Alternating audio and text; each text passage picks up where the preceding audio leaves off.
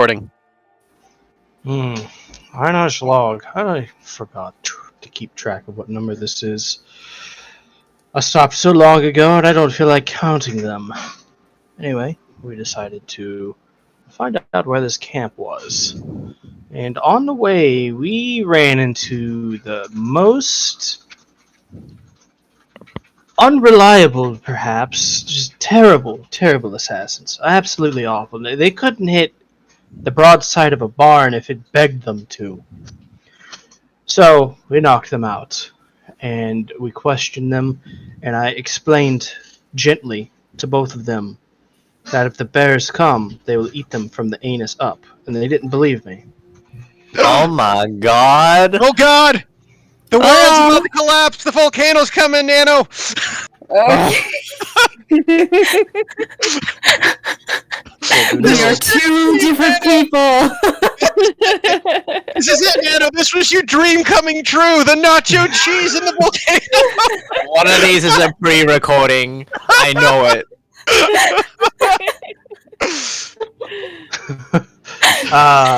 This is not a pre-recording. Oh my god. So, yeah, they didn't give us any information, really. They said we'd find out what this was about in a few days. Very stupid things. So anyway, we continued on to the camp. And I fibbed, saying that I was part of the Chimeran army, and it worked. Almost. They asked me what fort I was from. I think that's where they got me, because I have no idea. I said something like Frostfang. It didn't fly. But luckily, our sneak team was able to make it up the wall and take one of the guards out. So we got into a big scuffle.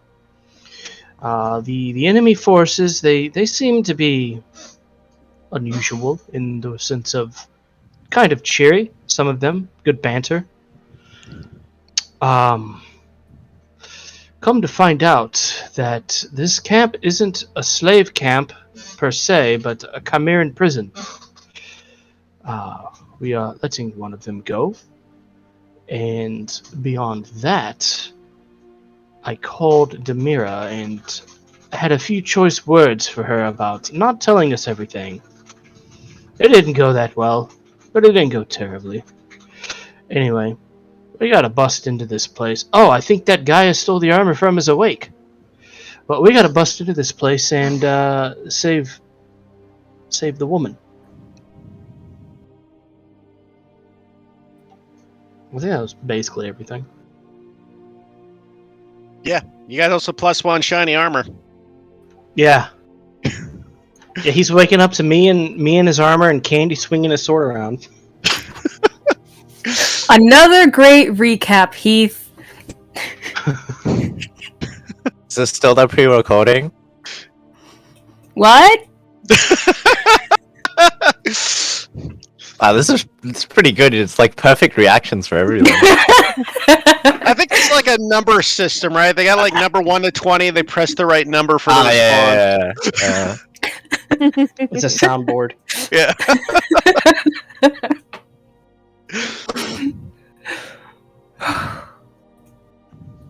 Actually, no, what it is we just found out that the memory problems occurred and they forgot who they were again, since neither one of them apparently can remember anything. God. I hate it. Also, nice to meet you finally. Will they ever talk at the same time? Never. I would never. Two different accounts, 2 different microphones. Anyways, so as you all kind of gather around by the entrance, collecting your things and what you found from the people you've, I guess, apprehended, in a sense, you find that the captain here comes too.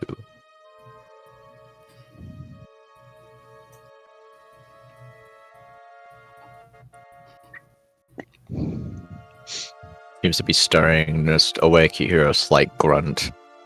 Einar, I think the big fella you took the armor from's up. Oh. He'll be fine. Did we remove all his weapons? I mean, you Yeah. literally have it in your hands, Candy. He's in his skivvy. Oh!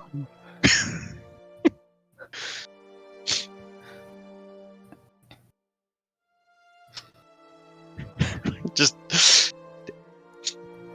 did we want to ask him anything, or maybe we should just knock him out again to make sure nothing else occurs? Well, can you think of any questions? Oh, I have a question.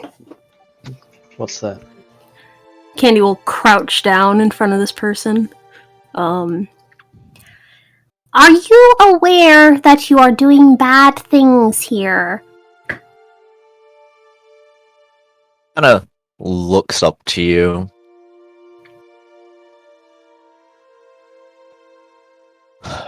What we're doing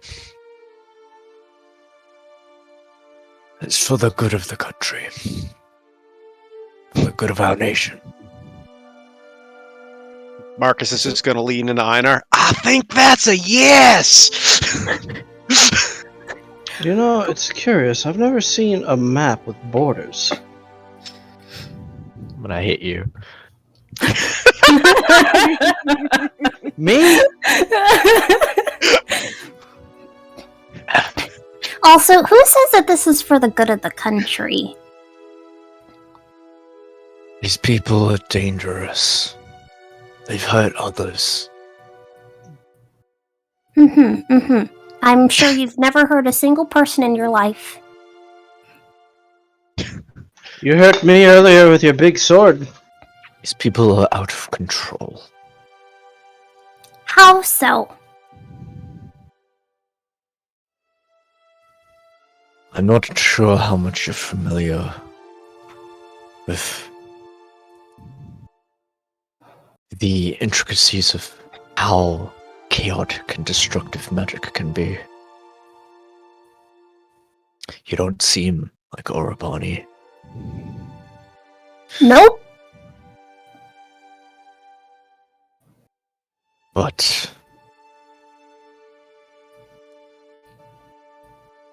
stories of mages sending fire down across villages, towns, cities, causing earthquakes, letting blizzards rain down from the sky, sending the whole area into a frigid cold.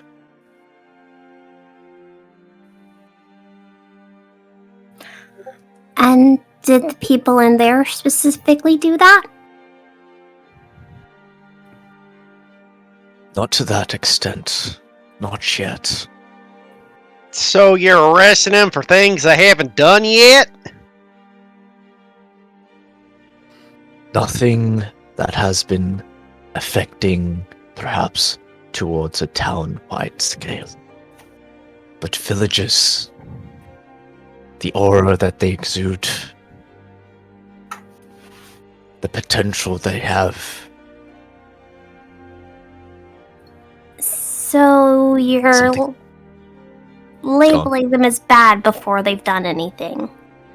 No, they've done bad things. Like? People have been uninfected, gotten sick from being around them.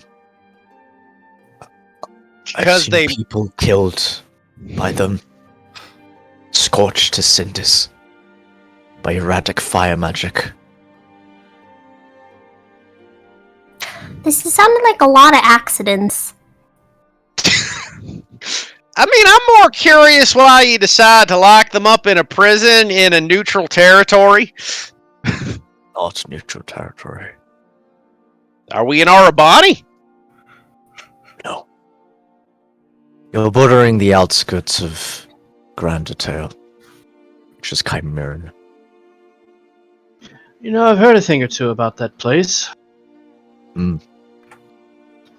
Well, I'm sure you've heard the same stuff.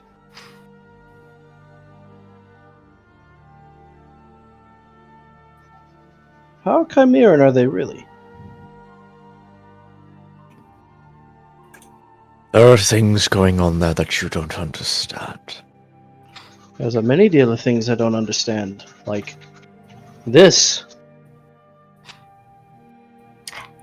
Yeah, I agree. I think we would understand a lot better if you didn't talk cryptically. And that's a word I learned yesterday. I just imagine Candy's got a word of the day calendar at this point.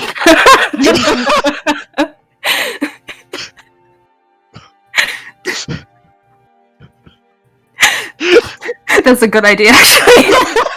Oh my god. Picked it up with the last town. Word of the day calendar. That sounds neat.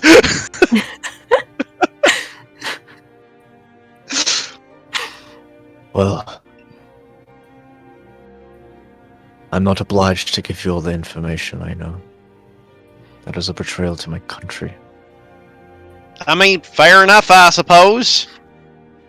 What I've said is simply what you already can tell from what other Chimerans and how they feel. I'm no different from them. No, Magic. I've heard the Chimeras have done some pretty dastardly things themselves. It is all for the sake of control. Yes, To have order. the road to hell is paved with good intentions. Is that hell 1 through 5 or 6 through 9? 1 through 9. There's Okay. more than one? Yeah, there's 9 of them. Like, stairs to them? Or, like, is it like a building? Think of like an onion, there's layers. Onions are ogres. Oh, and that's why hell makes you cry? Exactly. He just gives you this absurd look.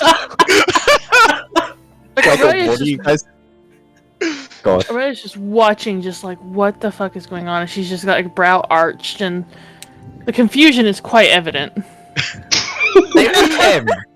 Don't worry. That's right, this is Einar Aurea's knows first time to see exactly- Candy and all of them together. Einar knows exactly what he's doing. Candy never knows what she's doing, but it's fine. Well, Regardless, 2 wrongs don't make a right. And which side would you pick in this war? Are you about to give me the lesser evils pitch? Because there's always the choice to pick neither evil. You won't get anywhere. Oh. Is that a challenge? It is a fact.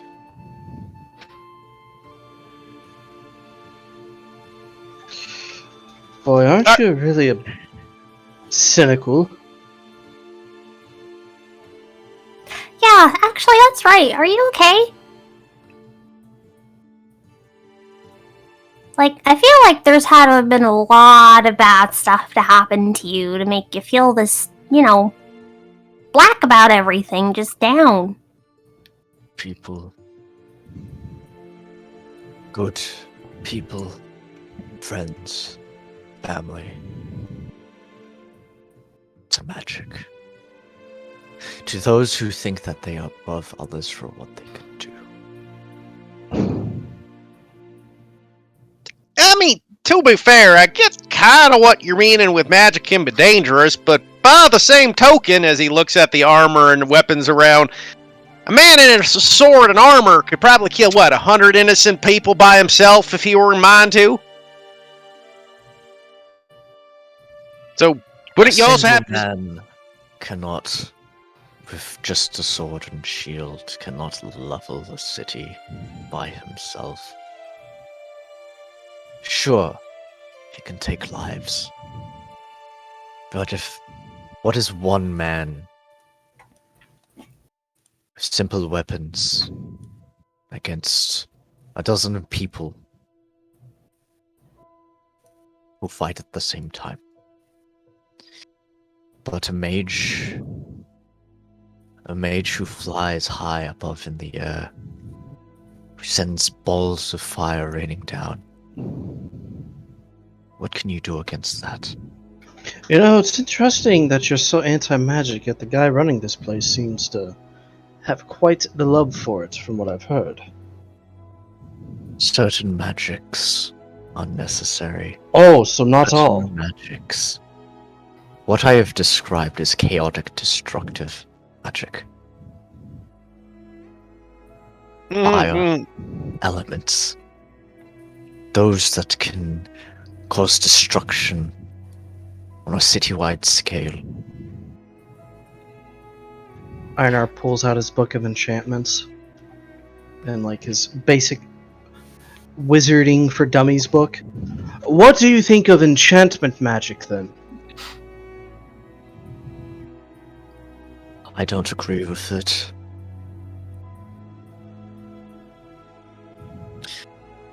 The way it is used,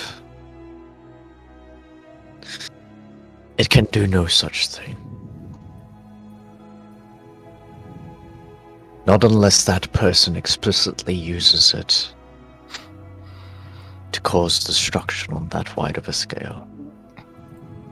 Through manipulating a mage who controls those sort of destructive magics. But what would you think of such a person?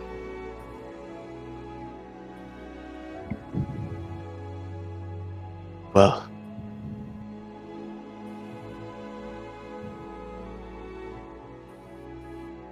it would depend. On what? If that mage is pointed to the Orabani? I don't expect you to understand.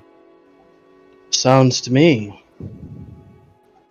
that it's just a means to an end, and you don't like the means unless it's towards your end. Then all you get is a cycle. It repeats over and over again. That's why I carry around 11 wagon wheels. Take one wagon wheel, and you can't. Just imagine they're on his back right now. Just It's like, I was like, okay, you're making good points here, and then you fucking brought up the wagon wheels, and you lost. You fucking lost him. I was like, I might give you a check, and now it's gone. It's gone, Nano. It's gone. I did the same thing with the bears. I had a plan that he's smart, but he doesn't have the best wisdom, so he throws bad anecdotes into things. Just tell him to stop. Anar, you might What? be getting a little off track there with your wagon wheels. Oh, my point is a cycle is a circle, so is a wagon wheel, and you need spokes, right? I get that, Anar, but I don't think they're really relevant here.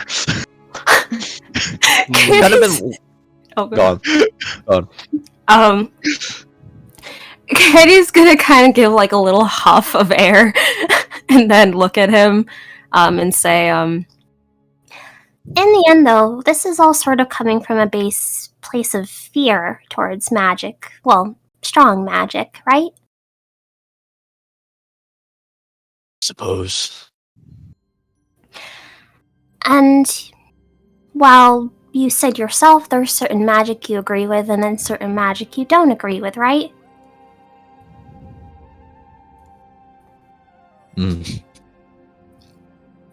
Well, I mean, thinking about it, is magic really all that different from just an idea?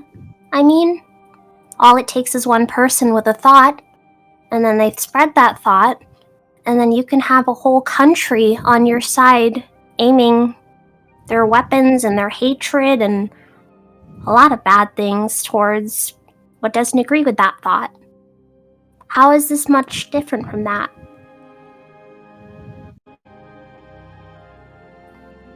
Because when it comes to those things, when it comes to an idea that spreads among the common folk, you're able to deal with that problem. There are laws and restrictions in place. We're a military. We do our jobs.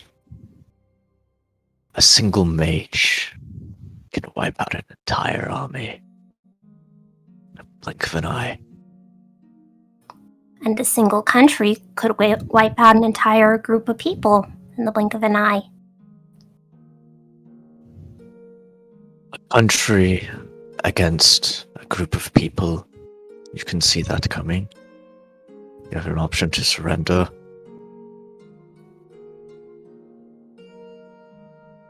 So you believe it should always be the strong that win, then? Strong. If that were the case, we'd be losing. And why haven't you? Because we put restrictions in place. Because our society is controlled. But if they're so strong, those restrictions wouldn't matter, would they? They'd just do what they want.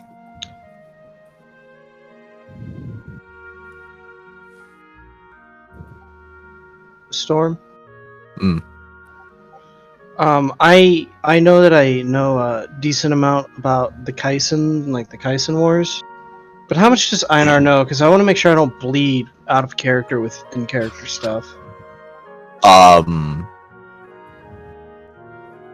forgot what you even got last time. I think a lot of us know a lot about it. I know Lucian knows a little bit. Some of you would have heard tales. You would know of the name, the Kaisen Wars, which are essentially the Herald 7 of the Chimerian nation.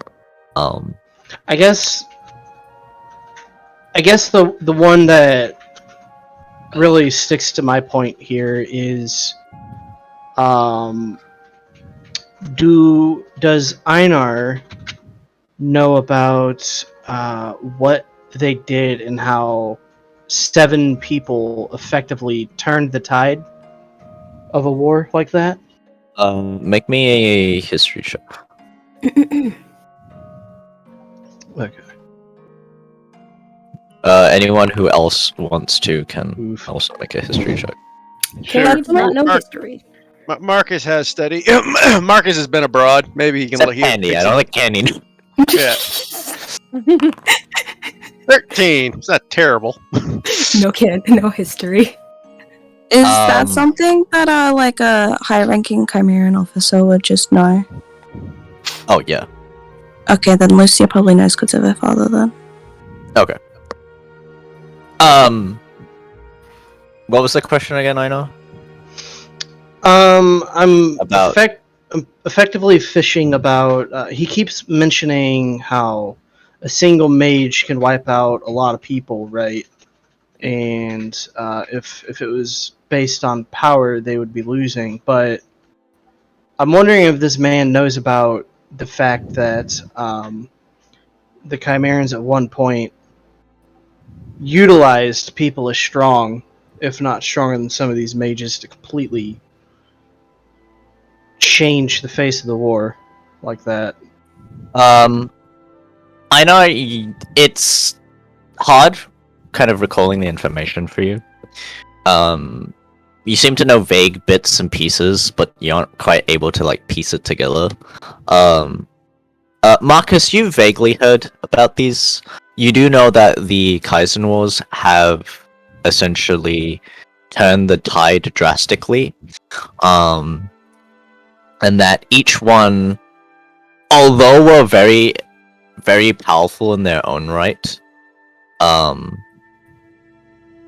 their destructive capabilities were usually not like chaotically magical.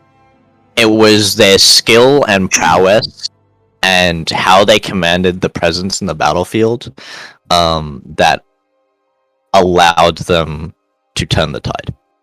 Yeah,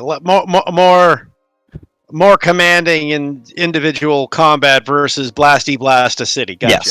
Yes. It was either, their tact, their intelligence, their strength, their cunning, those Yeah. sorts of things.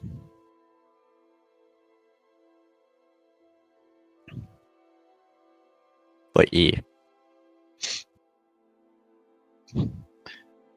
I guess Marcus would kind of just go over to Einar and goes, well, I mean, what you thinking here, Einar? About? I mean, you seem to be really convinced on trying to talk this guy over, I mean, to our side, or just having a conversation? Not necessarily convince him to join our side, because I don't think he will.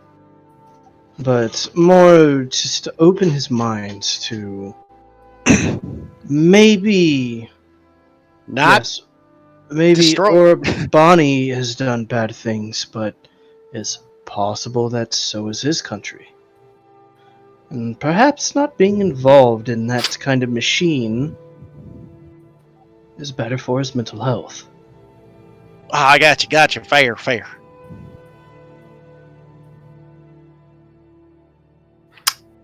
Kenny's still waiting on his answer, though. What's the question again? He was going on about how, like, if it was about strength or whatever, they would have magic users would have already won. And then Candy says, "And why hasn't that happened?" And then he said, like, there's measures and stuff put in place. Then she was just like, well, if they're so strong, none of those measures would matter.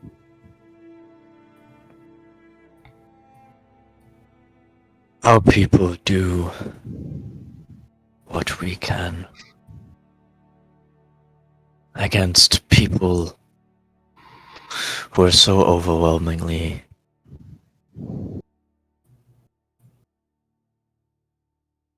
stronger in their ability to wipe out large forces.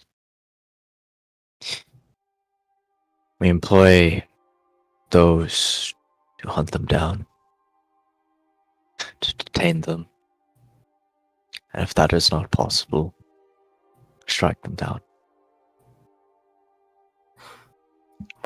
I could understand if they have the ability to, sure, and they're wielding that ability. But from the way you're talking, it seems like you're not targeting just those who are purposely using their abilities in that way.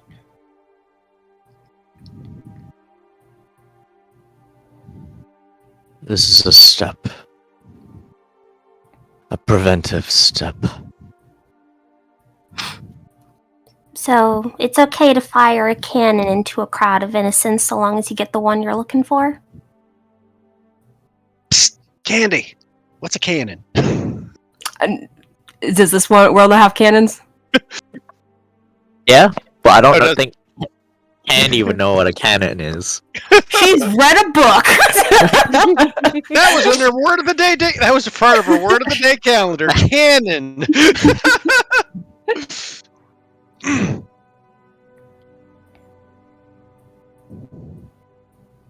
These, on the scale of things, what you compare, that is the exact same thing that our Bonnie do to us. And these people, they're not innocent. They've at least taken one life. I'm sure of it.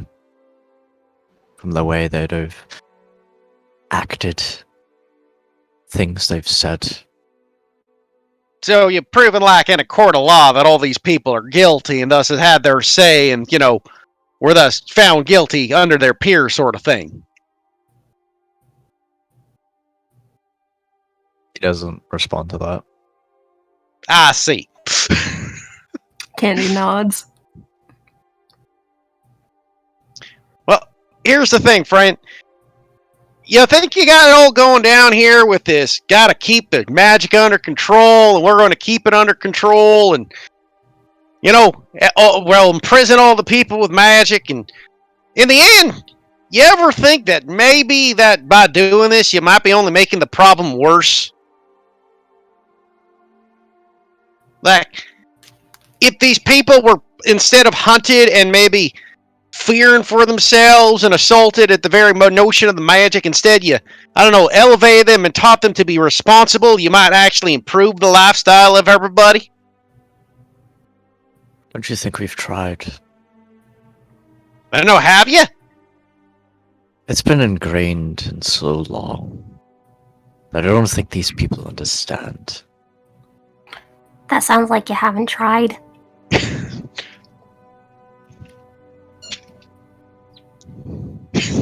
We've taught them. Tried to teach them. Now, when you say teach them, do you mean teach them as in you are a creature of magic and thus wicked and must not be using magic? Or teach them as in you have this power, so let's teach you to be better with it and help your fellow man? Or woman? Or fae? Or elf? Or, you know what? Just your fellow creature. I don't see where you're going with this. We have opposing ideals. You're not going to change my mind. I suppose you're right. But it's worth thinking about that, there are other ways to look at life. I can kind of see what you mean with the danger. But at the same point, I mean, you put pressure on something so long and so hard, it could pop at you in a moment. He's been leaning forward and talking, and this entire time Mickey just kind of leans back. Just kind of gives you a look. Doesn't say anything. Well, fair enough. I just think it's a bit like a horse and an animal, right? You can force them to be what you want by being mean and cruel, but by being that way, eventually that animal might turn on you given the opportunity. But love and its understanding, that animal will be with you for the rest of your life. Just a thought. You see him almost say something, but then stop himself. And just... I'm inciting him. Yeah, same here.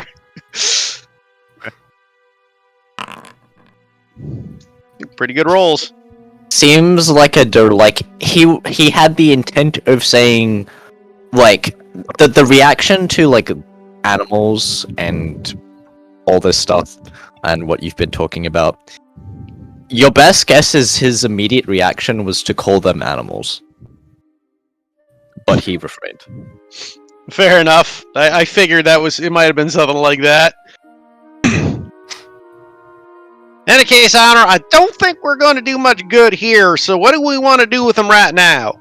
We just kind of want to put them to beddy by till we take care of things downstairs? I mean, he's chained to that wall there. You should be fine. No, you're cool. You're not gonna try anything, are you? You're in your underwear, and there are bears in these woods. Does it look like I can try anything in this position? I don't know how flexible you are. Not very. It's okay, I understand. Can Candy do a pat down of him just to make sure there's nothing on him he could slip out He's with? naked! I know, just making sure there's nothing invisible or... Candy wants to give a cavity search. Bend over and cough, sir. Pat him down, make me investigation check. I'm great at these guys! He Oh! has nothing on him.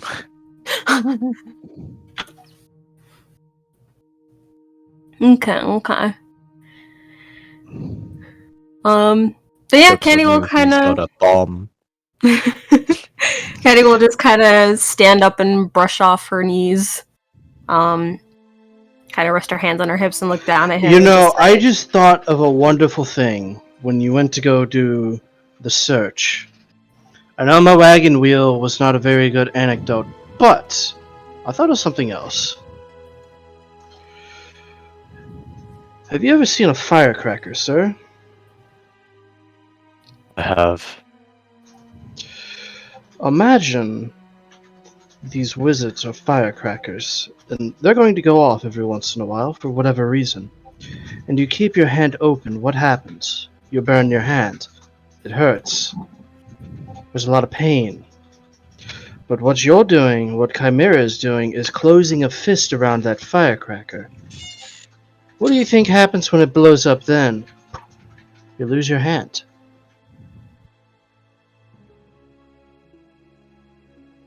He doesn't say anything. Think on that for a while. Sorry, Candy. Nikki, what were you saying? Is my mic too quiet? No. No. Yeah, I hear you David. fine. Okay. Of course you hear them fine, Zemp.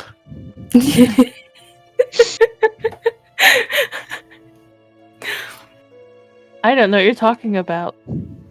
I'm gonna inside him to see how that anecdote went over. Roll me inside check. The butthole firecracker made me think of it. Hard to read.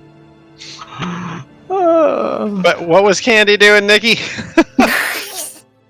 Kenny was just gonna rest her hands on her hips, kind of look down at him with a mixture of kind of like a understanding, but also sympathy in a way, and just kind of say more to the others. Well, there's always the few people who are able to sort of get out of the mindset, but when you grow up surrounded by a lot of people who think the same way, it can be kind of hard to get out of the whole, brainwashing stuff. Yeah, it's kind of true.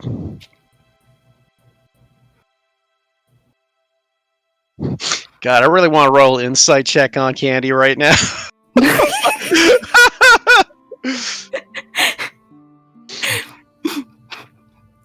And okay.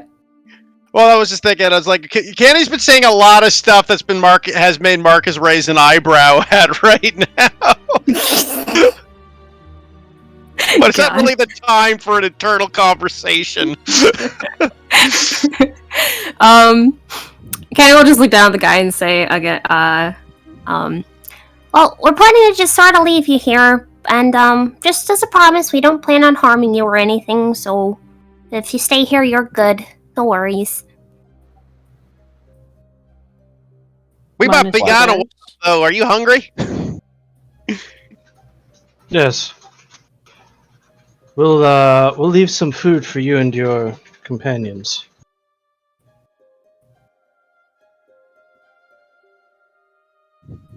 Just kind of looks at you. Doesn't say anything. Marcus will take out a cupcake and place it on his lap. There you go. His hands are tied. That's what's on his plate. she'll pick it up and put it in his mouth. He just kind of like... He doesn't open it or anything. He kind of recoils a little from you trying to force the cupcake into his mouth. He doesn't open his mouth, so you're just kind of smooshing it in his face at the moment. Candy, what are you doing? His hands are tied! Yes, but now you got it all in his beard. Oh, I'm sorry, that was rude. She'll take out a rat, like a cloth or something that on hand, kind of wipe it down, and then just put the rag down and put the cupcake on top of it. Also, there you go. Whenever you're the cupcake isn't a very good lunch. Give them some of the meats. Oh, yeah. Oh, okay. Marcus will pull out some of the meats. He just gives you all this very weird look. The one guy isn't tied up, so he can feed them technically, unless unless he left. You know, you've seen him kind of like be out of the way, of the situation. He's kind of like sitting over by the log, just kind of watching the whole situation. And like anytime you would kind of glance at him, he kind of give you like hand signals, being like, "No, I'm not here. Don't let him know I'm here." Well, I guess we should probably get going there. I mean, the longer we wait in here, the more time they got to prepare for us to come, right? Oh, I'm sure they've had plenty of time to prepare for us at this point. Yeah, at least an hour and a bit. Oh, by the way, sir, I'm sure you're not going to tell us the truth on this, but is there another way out of this place? Why would I tell you? Because we gave you food. Put a cupcake in my face. That was Candy, not me. I made sure you got your protein. Sorry, I figure since your hands are tied. Sure, you'll figure it out for yourselves. I don't think he's going to be cooperative there, Anar. Well, that was worth a shot. Alright. Well, Aurelia, you want to check that door for traps? Yeah. I don't know why, but Locks. I don't know why, but I really. Sorry, go on. That was my fault.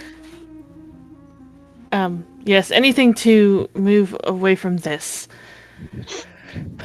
Yes, we definitely get away from this. Alexander seems to be like leaning against the wall, just kind of looking over. Well, that was quite a waste of time. It was thought-provoking, Alexander. I mean, for you, I guess, but I don't think his mind's gonna change. It's not always about changing a mind, but learning how people think and understanding where they're coming from helps you know your enemy. Onwards towards the door! And she'll point. Onward towards the door, I guess. You would have heard like banging and just like from Alexander like shoulder bashing the door throughout the conversation at points when there was like a lulls in the conversation, and then sometimes even in the midst of it, and you guys kind of give him a look and he just gives you a shrug, goes back to not caring. But you would see that the door is basically off its hinge. Oh, never mind. I guess Alexander broke the door. I guess we better go up. Do you want me and Aurelia to scout up ahead, or how are we going to do this? The door can't beat me. It'd be laughable.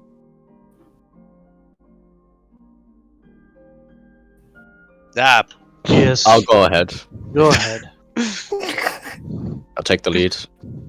Wait, I mean, should you be in the lead? I mean, you don't think it should be Aurelia or me or the pair of us? Well, clearly he knows what he's doing. Who are we to stop him? I do know what I'm doing, actually. Oh, I can tell. Go. Let's I'm glad you can. I'm glad you can. Is it just me or is there tension in the air? I don't sense any tension. I don't sense anything. I just think we're wasting time. See, that sounded tense there. It's not tense. See, that was even worse. I'm sorry.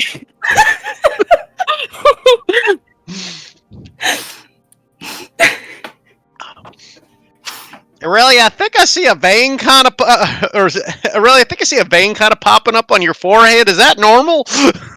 It is when I'm becoming impatient. Shall we? Yeah, Good. Go. Alexander kind of walks forward and takes the lead. Okay. I guess that's a good sign as any to get going. Marcus will walk in behind him, then he'll walk up on the ceiling, and then he'll walk up the wall, and then along and follow the party up on the ceiling. Candy will walk ahead.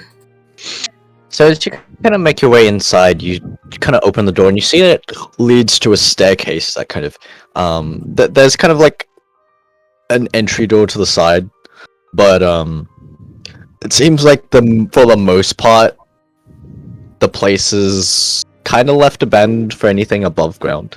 You see a set of stairs that actually lead downwards, and that seems like most likely where they went. Everything above just seems like kind of like sort of small upstairs living quarters. That's all that is. Nothing to really gather here.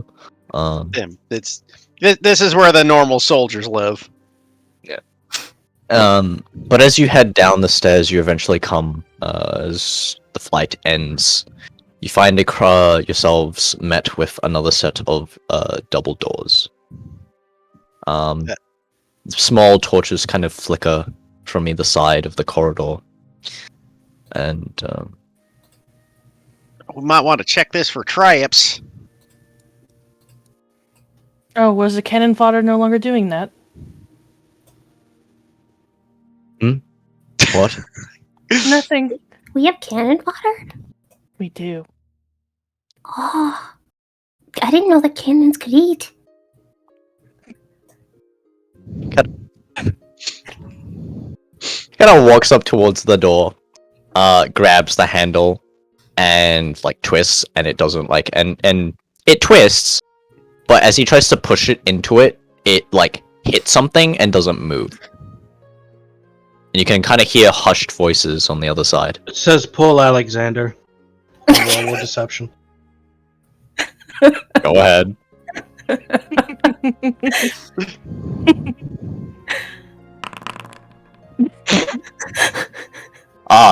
Alright. Pulls it. Doesn't do anything. God. I got I it! knew Kenny that. will charge I knew forward this. and shoulder press against it. Okay, roll me a strength check.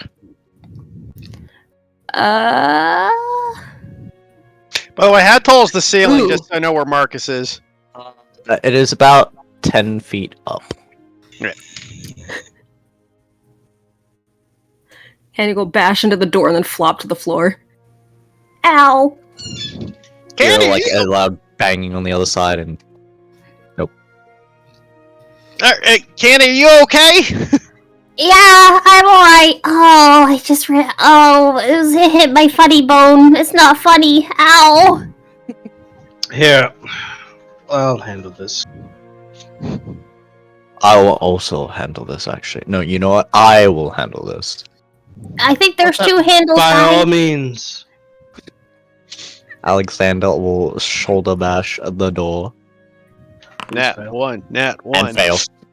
As he bashes his shoulder into the door, and you hear a crack.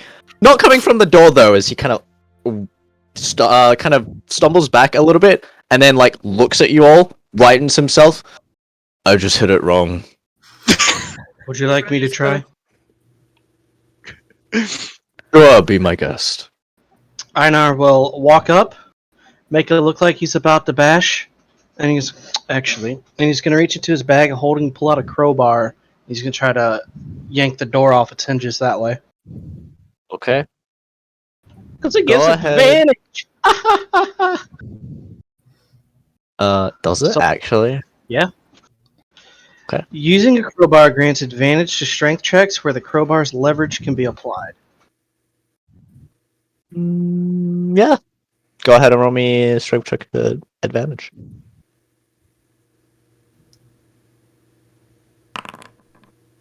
$22. Thank gosh for advantage. Okay. Mhm. It would have been hilarious if you didn't have it, though. Right? Einar's smart. Come on. As you yank the door off its hinges, you see that there's like this huge kind of bookshelf, basically this wooden kind of a wall that's kind of like blocking the doorway. Just want to like knock that over, Einar. How about, and Einar's gonna put his ear up to the bookcase to see if he can hear anything on the other side. Roll me a perception check.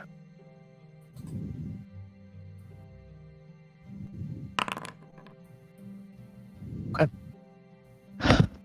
You hear some hushed voices kind of say, I think they've broken the door. Quick, get ready.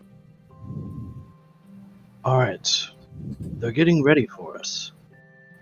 That What mean- gave it away.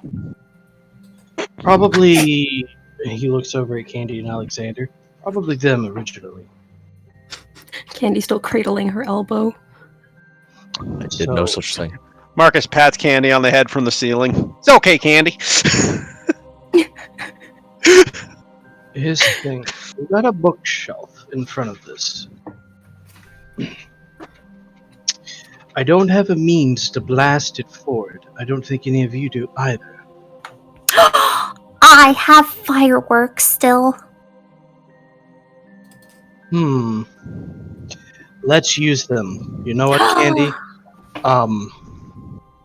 Hold on, let me look at my bag really quick. I will shoulder bash the door. No, you will not. I have a plan. That involves fireworks. Death by fire. Damn, I don't have a drill. I need to get a drill. Remind me to get a drill next time we're in town. I mean, okay. Just for my own reference, it's a bookshelf that's like flat on the ground, right? It doesn't have it's not a raised bookshelf. Okay. Is it like all the way to the ceiling though? It is also a ceiling, yeah. Okay, so it's all the way to the ceiling. So I push the bookshelf a little bit, Candy, and you will roll the fireworks into the room, and it should freak them out enough to maybe use the opening volley, and then Alexander and I will push the bookshelf down and we all charge in. Ooh, sounds fun. Roll me a at normal stealth check to see how hushed you keep your voice. Ooh. Oh no. So Candy! I'll go ahead and use my inspiration on this. Why not? Okay.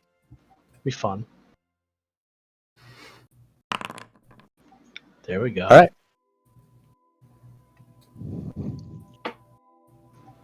Okay, so we all have the plan. We're ready.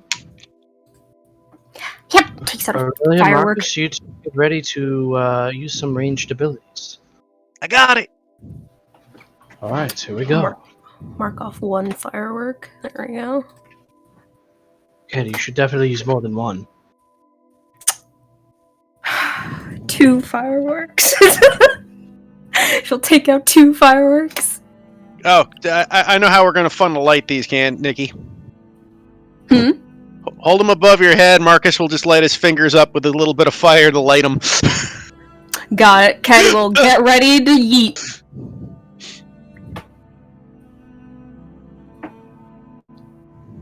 Okay.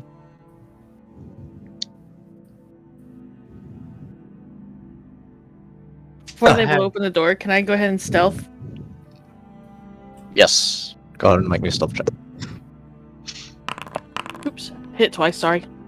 That's good. That's fine. Ooh, nice. Guess Marcus probably should stealth too. There's no reason I wouldn't.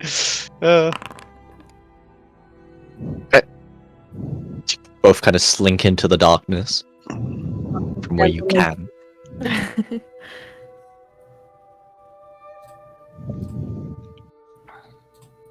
Alrighty. So. How light is the bookshelf? It seems kind of heavy. Made of like a dark pine wood. As you kind of push go it, it's quite ahead weighted. and giant might at this point when we Okay. go to push, because I suspect this whole thing will take a round, so to speak. Mm-hmm. Okay.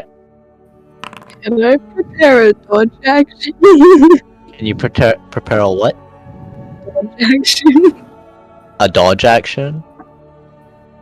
When they do all this stuff. Yeah, sure, but there's a giant Einar, like.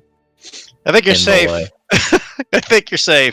Just want to make sure. Yeah, you can prepare a dodge action, sure. There's anything else to do. Alright. Athletics? Yes. I don't suppose Lucia had guidance they could have been using this whole time. Shoving Yeah. the door, or what are you doing? You moving it slightly? I'm trying to just slide the bookshelf a little bit. Okay. Not It not too slides a little far, bit. enough for Candy to roll the fireworks out. And then I'm gonna just push it down after I hear them explode and the Okay. guys freak out. Alright. The bookshelf moves slightly. Go. Throw it. You yeet the fireworks into the room. And you hear that, and they're like, wait, what? What's going on?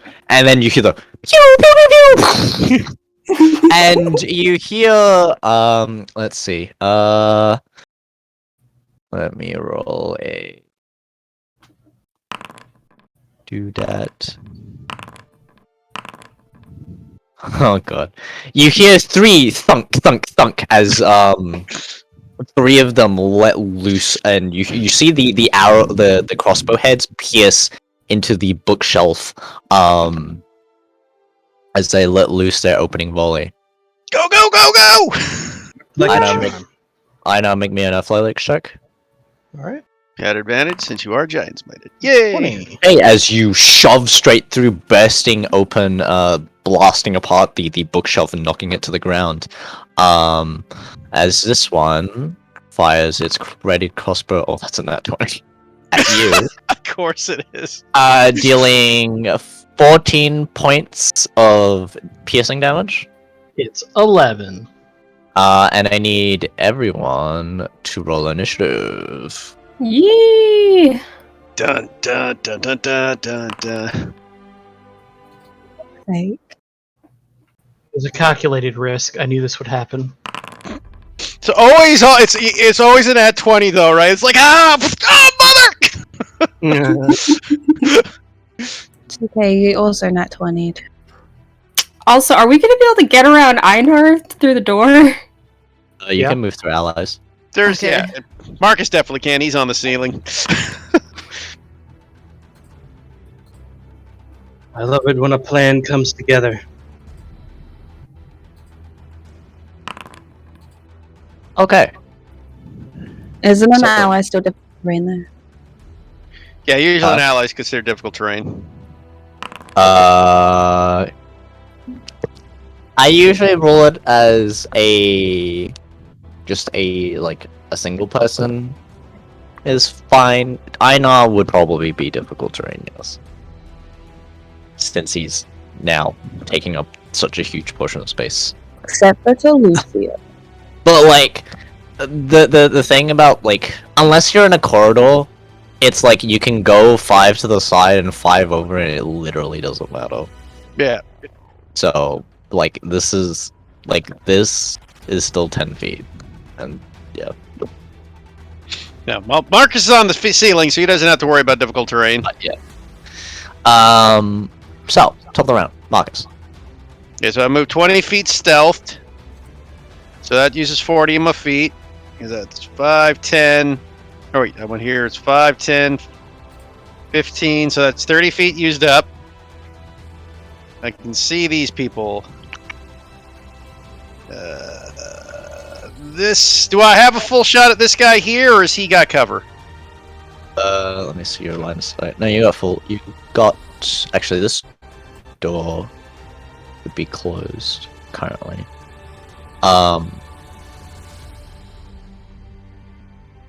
Actually, no. I guess Ina would have just bashed both doors, right? Or was he just doing it on the bookshelf? Probably, but yeah. Okay. It's Yeah, you have a clear shot. But regardless, Marcus had a clear shot anyway. Fair enough. I was just checking he wasn't like hugging the wall or something. Yeah. Okay, and then I will do my flying. Since he's the only one in range, I will take my first shot at advantage. Okay. 26 to hit for 5. Hits. Second shot. 21 to hit for 7. Hits. Bonus attack. 17 to hit for 10. 17 just misses. Yeah, dang it. So 12 points damage. He's looking bloodied after that. Okay, and he will stay up on the ceiling there. Okay. This guy's turn, who initially got the shot off onto Einar, will take another crossbow shot, missing with the 10. This guy also makes a shot, missing with the 13. Lucia, it's your turn. Why are you dying so early? I hate it. Have negative dex. And have a d4 as your initiative roll. Honestly, I wouldn't complain. I really don't know what I want to do.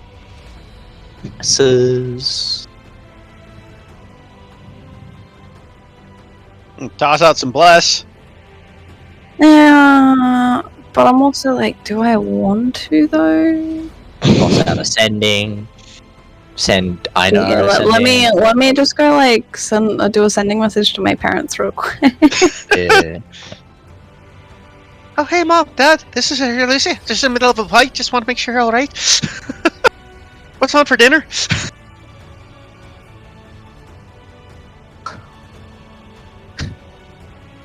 And then it comes to the fact of like, okay, if I bless, who do I even want to bless?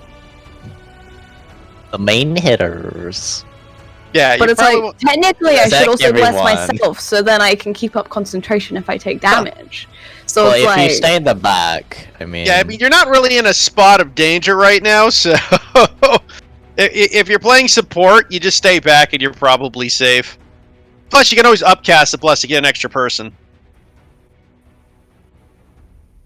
I have just 3 bless the spell enemies. slots left.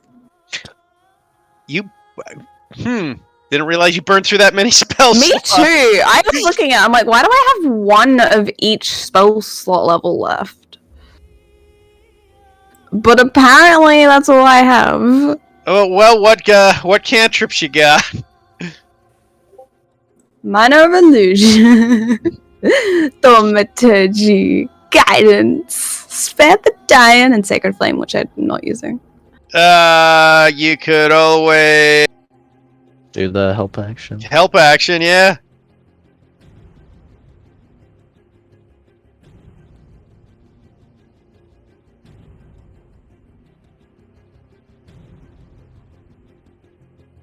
I have to walk forward to do that because they're out of range.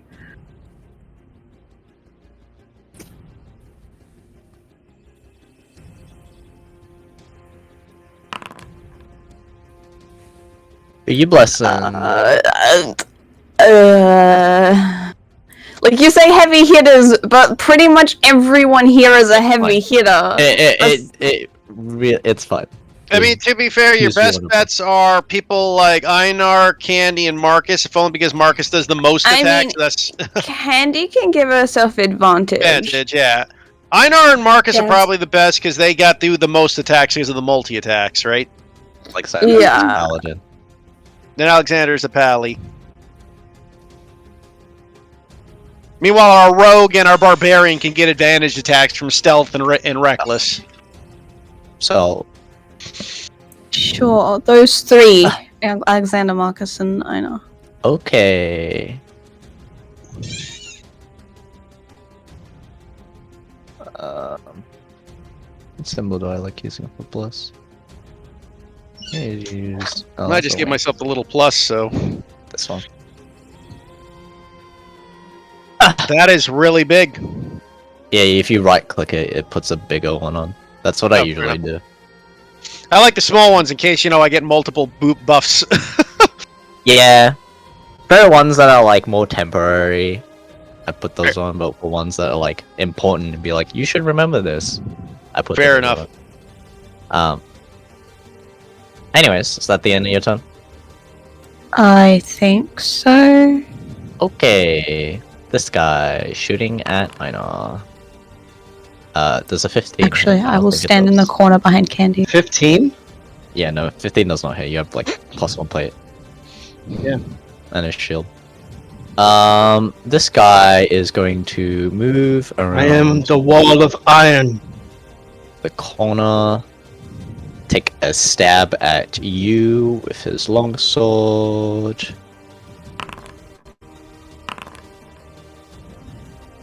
Both missing. Candy, it's your turn. Yee. This one's really big. Not the first time I've heard that.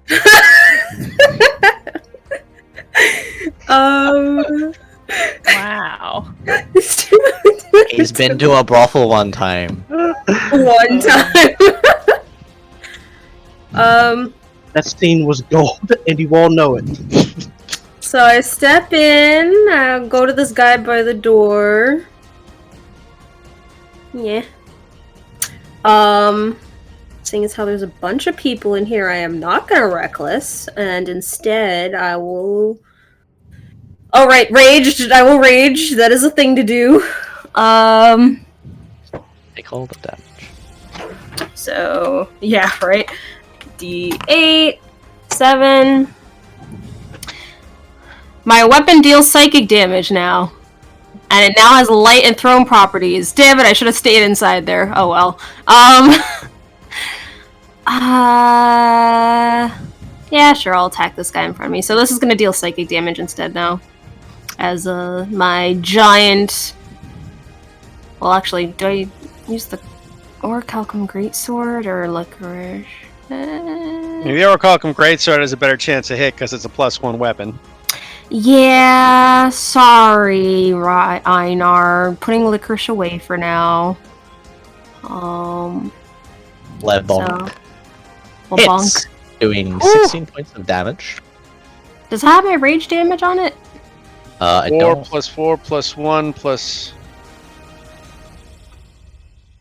No, it does not. So So it takes 18. 2 additional damage. Okay. And the Orichalcum does gets a +4 to damage, eh? Cripes. It shouldn't be a +4. Is it +2? Because if it's a +2, then No, wait. No, okay. No, the +4 is, I think, is the additional rage damage that's already in there. It yeah, should so be. it's already in there. Yeah, I was thinking that because I'm like, I think it's just a +2 damage you said for that It is. weapon. It is. Okay. And second swing. Also, I'm trying non-lethal. I will just do. Oof. Oh man, look at that damage though. Oof, that would have You been rolled nice. max Curse is damage. passed on to you. I will fix the weapon. Roll it for me again. Fuck. This won't apply, but this is just a Roll test it? damage. Okay. Yeah. There we go. Okay. And, oh wait, why did I move? I was right here. Stay I right might there. have accidentally moved you. Oh, when I okay. was- Okay, so the first attack coming around as you hit him heavily with the great sword and slashing into his armor, and you do a heavy wound as you switch to the back end or basically switching to the flat side and try to slap him and knock him down. He kind of like moves out, ducks out of the way. You're unable to hit him. Damn it.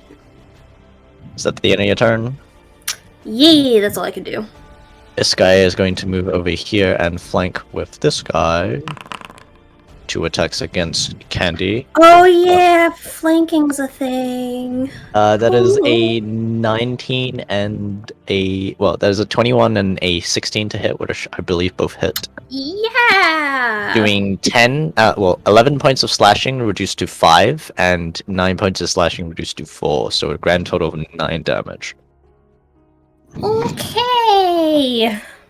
So I'm still good. That's still cool. his turn. Aurelia. With my dimensional door, it lets me teleport. Will that interrupt my stealth? Dimension door is an action, and depending on where you appear, I'm pretty sure. Yeah, no, it does break stealth because stealth is when you cast a spell. I'm pretty sure. Okay. Yeah, anytime you do an action. So I need to move up because I can't see anything from my nice little corner.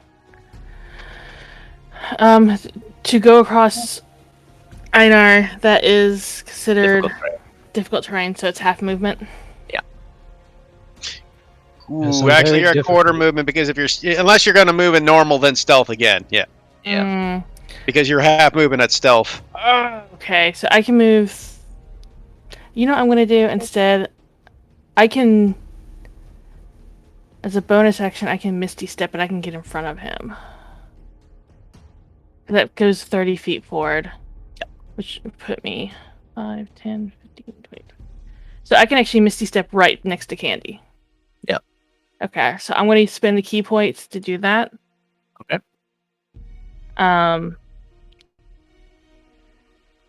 Why are you yelling at me? Okay.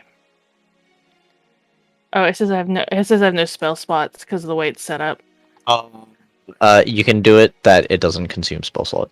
Okay, so I'm gonna Misty Step next to her. Yep. And since that's a bonus action, I can be able to attack him, correct? Yes. Okay, then I'm going to attack him.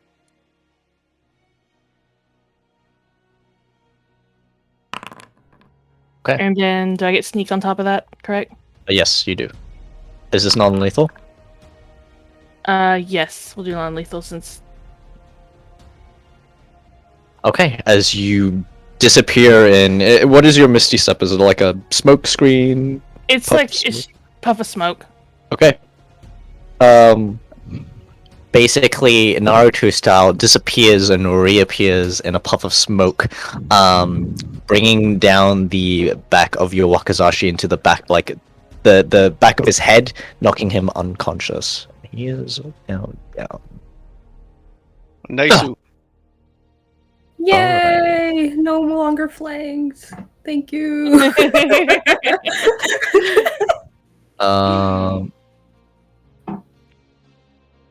Okay.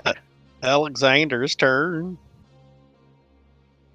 You see a woman, a younger girl, kind of make her way into the room. Oh, they finally come in. Well, fun. Very fun. And you see, I need Aurelia and Candy. I need you both to make Constitution saving throws. Oh, goody. Okay. Oof. Candy, you save. Aurelia, your vision suddenly starts to fade, and you are now blinded. Fun! Worst thing that could happen to a rogue. Oh. I can't You're a see. ninja. Use your sight beyond sight. Oh shit. Did we see which one did that? You would have seen a woman come through the door. This very young girl seems like, in her, maybe her late teens. I will show her artwork. And she's like holding this kind of black scythe, dressed in like this kind of black clown that has like kind of flecks. She has blonde hair, and this kind of like mask that sits on her head. Okay. Creepy teenage casting girl. These people aren't hypocrites. Alexander's turn.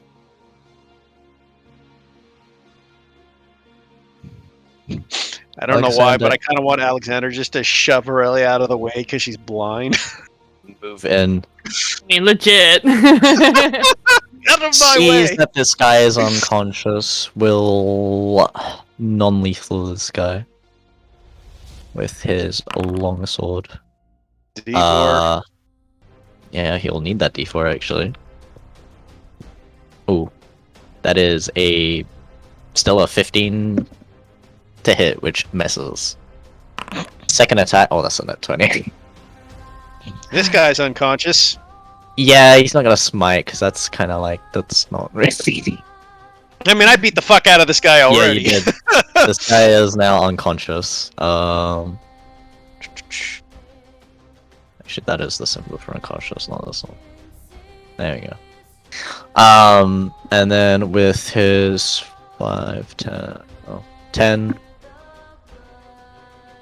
15, 20, 25, 30. You will move over here. I know, it's your turn. I will duck my head and walk in and laugh like I'm All Might. Head in. Who lost a sassy child? One Punch Man. Oh my, you're quite big. So yeah, it's the second time I've heard that today. And then I guess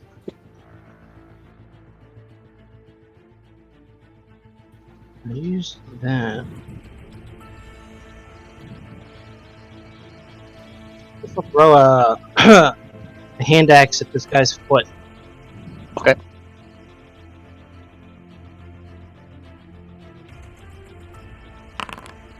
This is I'm gonna roll my d4 anyway. hits. He takes 5 5 damage points of slashing damage. to the foot. To the foot. Oh wait. No, yeah, you got your giant smite. 8 damage to the foot. 8 damage to the foot. That's broken Does he have toe. a foot? As you just hear, ah! Oh, my leg! Oh god, my foot! Ah! He threw his fucking axe at my foot! You see You'll one of them never kinda look at dance you? again! That's kind of fucked up, man. Hey, look. This is the most non-lethal spot I could think of.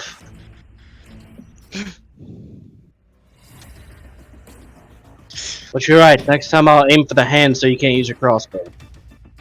Chops off his foot, just bleeds out on the spot. And then, that could be the mage. So I'm gonna just go ahead and.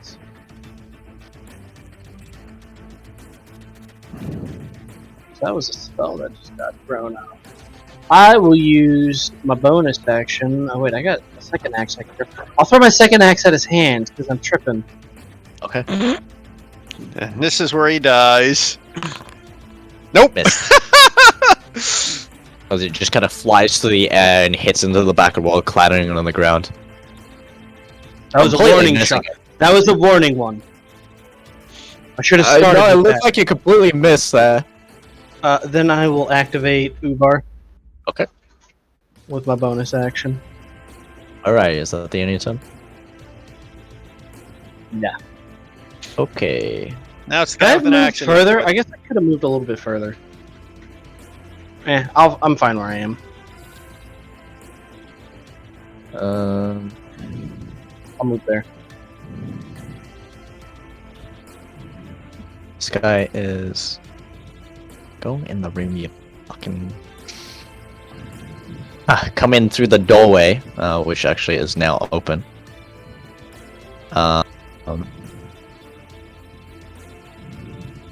There's more people back there. How many more there are you?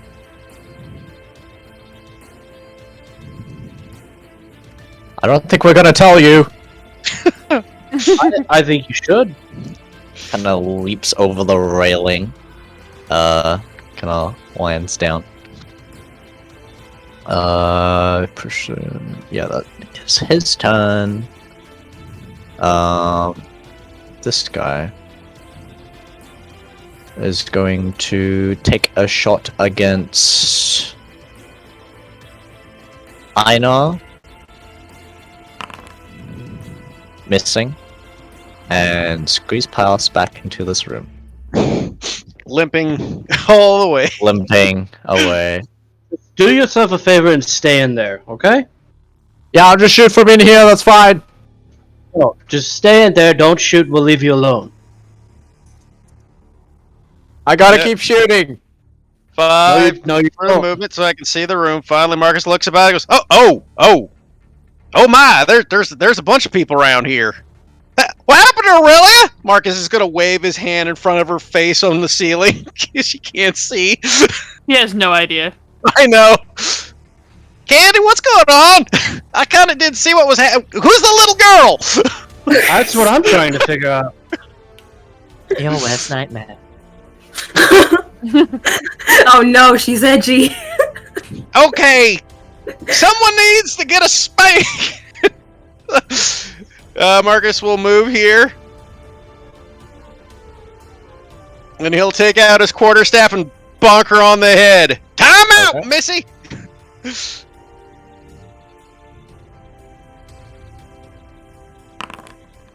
Oh, 18. I got a D4 though. 22. 22 hits. For a second, I thought you were gonna say misses. No. For 8 bludgeoning, I will spend a key point and I will stunning strike the child.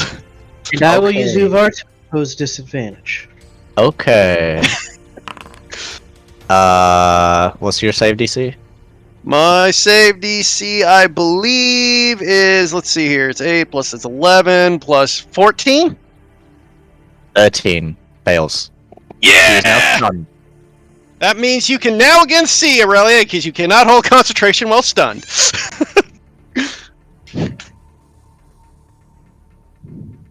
Alrighty. I think you all should really just put your weapons down. So she's stunned and like, well, I mean, that was a good start. I will smack her again. Okay. Means her at advantage because she's stunned. So 18 for 10 damage, plus a D4 if necessary, but... No, you hit. So that's another 10 bonk damage on her head. Okay. And I'll punch her in the... I'll bop her on the head with my fist. Miss. For another... Oh, wait. 19? Yes, 19, because I got advantage. For another 7 bludgeoning on the bop on her head. Okay. As you let out a barrage after the first hit knocks her and she's stunned from the impact, the blind dropping from Aurelia. Okay. She's still up, eh? Yep. Figure, but She's still pretty good. bloody, though. 25 bonk damage on her head. Is that the end of your turn? Literally nothing else I can do. I can move away, but I don't really need to provoke attacks of opportunity. Or these guys got crossbows out. They have crossbows. So I could technically I could back up then. Yeah. That's 10, that was 35. I still got 10 feet of movement. I'll back up 10. 5, 10. No point of making it easy on them. Okay. You hear a voice kind of yell out from the room. Get her away from the inside! As this guy is going to take her and drag her into the room. No, don't close the door. Actually, then he will use his free opportunity to... No, actually, no he won't, actually. Doesn't need to yet.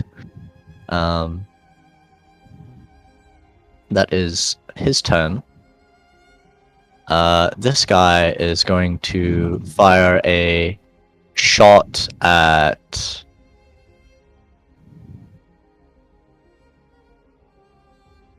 I mean, I would go after Marcus after bopping her leader in the head, but... That is not their leader. Oh, well, bopping their teenage girl in the head. But depends. Yeah, they'll shoot at Marcus. I couldn't care. 20. Is it a nat 20? Of course it is. I'll catch the arrow though. What's the damage? That is 13 points of damage. My minimum is, so I gotta roll D10. So it's 5 plus 11 plus 4. That would mean nothing. Okay. Because I catch the arrow. I think you might have dropped this. Alright, don't shoot at the guy in the jacket with the... His fist are glowing! Okay.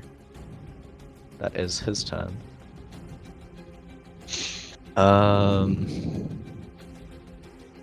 He's going to step up. My, what an interesting turn of events. Is that your sassy lost child? No. Not. This is very inconvenient.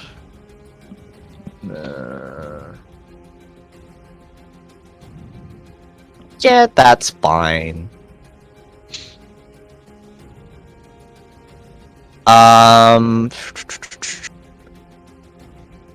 No, not murdering his companions. That's nice of him. This looks like a fireball. Is this... Oh, is this creatures you choose? No, I'm just Does checking. Alexander have his aura, by the way? Alexander... At level 6, he would. He is not level 6. Then he does not. He is level 5. Oh, fucking whoops. You think I'd just give you a free aura? Yes. Asking. What's it coming? Each creature, okay. Do I do that one? Is that one better? Let me see. 10-foot radius. Yeah, let's just do that one. That's fine. That's fine for now. I need... Actually, no. I'm gonna do that. I still need the measurement tool. Get rid of that 10 feet radius. I need, I guess, Aurelia, Alexander, and Einar to make me, I believe, wisdom saving throws. Woohoo! Don't forget your D4, Einar. And Alexander. I'm dumb. Why did I do the measuring tool? I should just cast the spell. Can Alexander what? Alexander gets a D4 on his wisdom Saving throw. Yes. He succeeds. Einar with a 14. 14 fails. And Aurelia also fails. Oh yeah, I know. Let's There's see. a 4 pass. I just love it that Aurelia can see again, and then something immediately happens again I know, to her. but the thing is it's pissing her off. If this is a charm, I have advantage. No, it is not a charm. You start to see delusions appear around, and you see visions of like suddenly other people appearing, other soldiers, and just weird things that just erratically appear. This is a confusion spell. Oh no.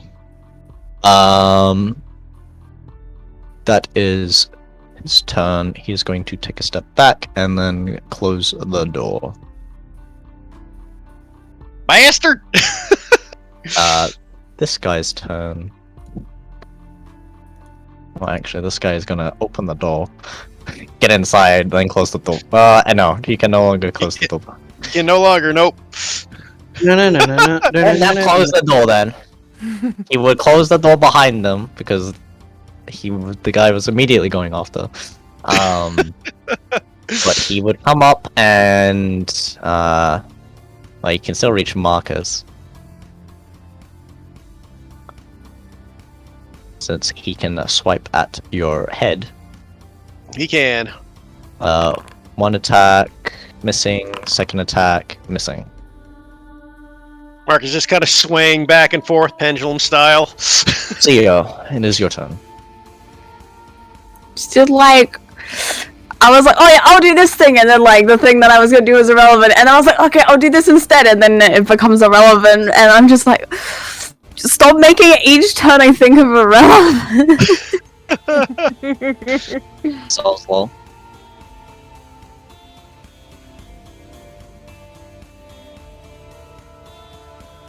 Cool.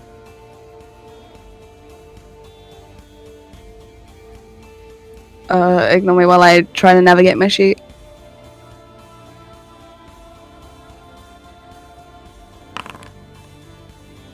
On the guy in front of Marcus. Okay. Appreciated. Is that the end of your turn?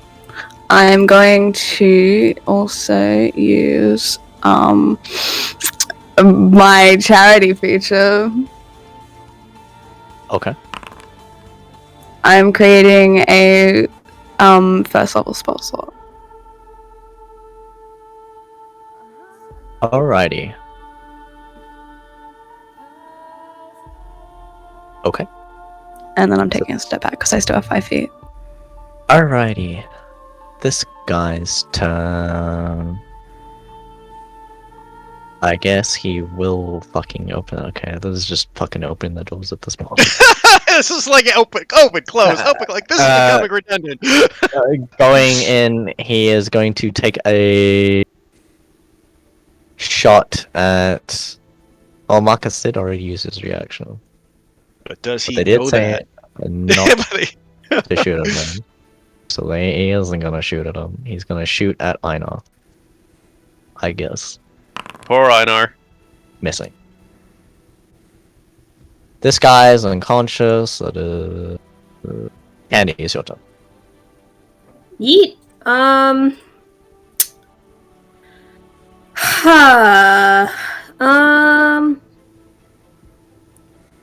5, 10, 15, 20, 25.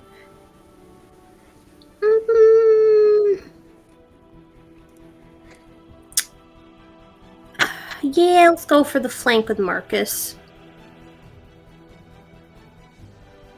Get that +2 and advantage on your first strike. Heck yeah! It's Nice. doing 11, 13. damage. And again, non-lethal. Bam.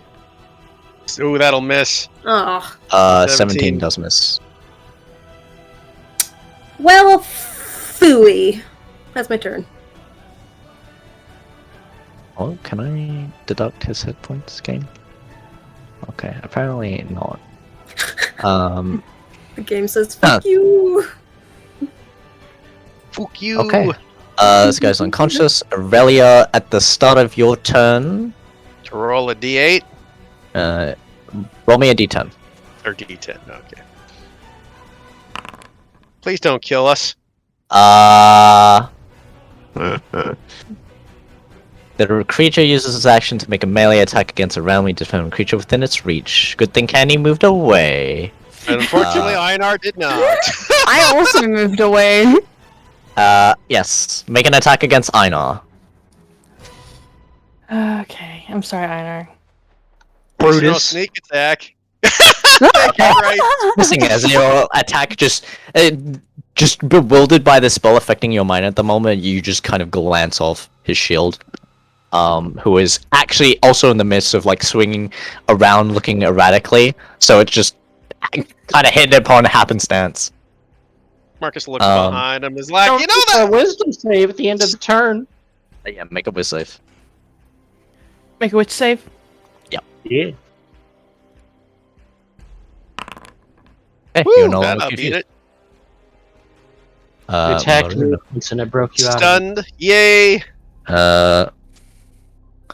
Alexander is going to kind of make his way into the middle of the room, and then he is going to unleash his wings and use his pride ability. As his wings manifest in radiant energy, you see them. I don't think. Have any of you seen Asimov wings before? I mean, probably not unless they're fairly No. common. Okay. So you would see the radiant energy, not well, unless you're fighting one. You see the radiant energy exude outwards, and it seems bright, engulfing, and there's this commanding presence to them as he shouts out, "Grovel!" And all creatures within 30 feet of him that he can see. So, Must all creatures. That includes us. No, not all creatures, sorry. All enemies. Okay, yes. So, that's a very important distinction. Command of feats to obey the same command word. So that is this guy. This guy. Okay. Casting. No, that just brings up that. Spellbook. There we go.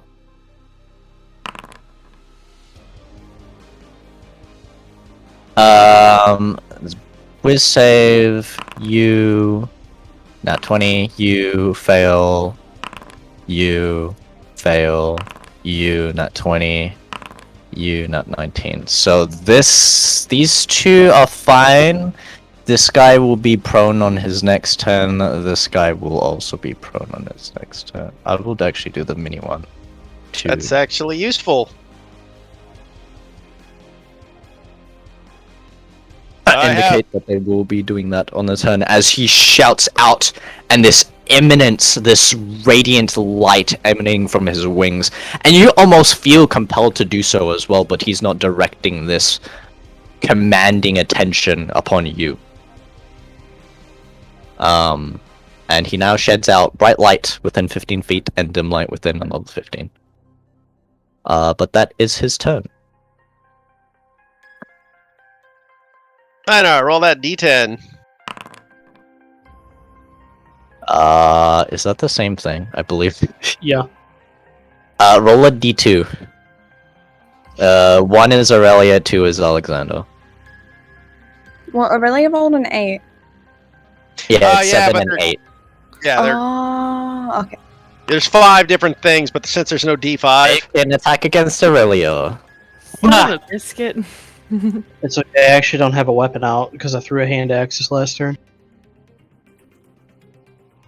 That's true. So you just punch her in the face. Make a basic strength roll. Strength check. You'd still have your modifier, though, because... Yeah. 15. And you'll... It's 15, then with bless, though. You're blessing. Oh, yeah. Sorry. That 17 exactly meets the AC. Can I You use deal- a reaction? You do not. Actually, I have- no. Yeah, it is you. Yes, you do have your action. Yes. I will use my substitute technique using 1 key point to do so. And then, so that would be a charisma roll, correct? Yes. You roll a charisma deception check. You know, you're gonna take like 3 damage, right? It is also It- just a like, punch. It was, yeah, it's just a punch. Keep in mind, I am giant smited. It Yeah, also had giant. It also had the giant hit. Oh in it shit, as yeah, well. yeah. I Yeah, forgot that would have about done a lot of damage, yes. Against your opponent's attack roll, which succeeds. The attack misses as you substitute. What does your substitution look like? Is it just like log replacement, That's essentially? Fine. That's Okay. fine, yeah, that'll work. As you basically leap back in a puff of smoke, replacing it with like just a wooden dummy log, as Aina punches it, and you see the strength of the impact actually kind of shatter the log. But that is we're safe. For me? No, Or for I know. Aina, sorry. I know. I know, I'm so so confused. confused. This guy's turn is going to grovel. That is his turn. This guy's turn is going to shoot at. He's gonna move back away from Candy. Candy, you get an attack of opportunity. He is on an upper platform, so he does have half cover, Less yay! but it's only a what +2 to his Yeah, AC. half cover's +2. Not that On it any mattered. Attack And- roll. Then he will take a shot at Einar. 21 a hit. Nope. Which I believe hits. No? +1 Okay. AC because you gave him +1 plate, remember? I had a 23 do that. AC. I did do that. You did do that. Marcus. Cripes. What do I want to do? I really want to chase that caster down. I will first move 5. So I can get a better look at the door. Unfortunately, I was really hoping that Candy was going to knock this guy out. Move 5 there. Can I see what's going on in there? Einar's still mucked in the head. Mm-hmm.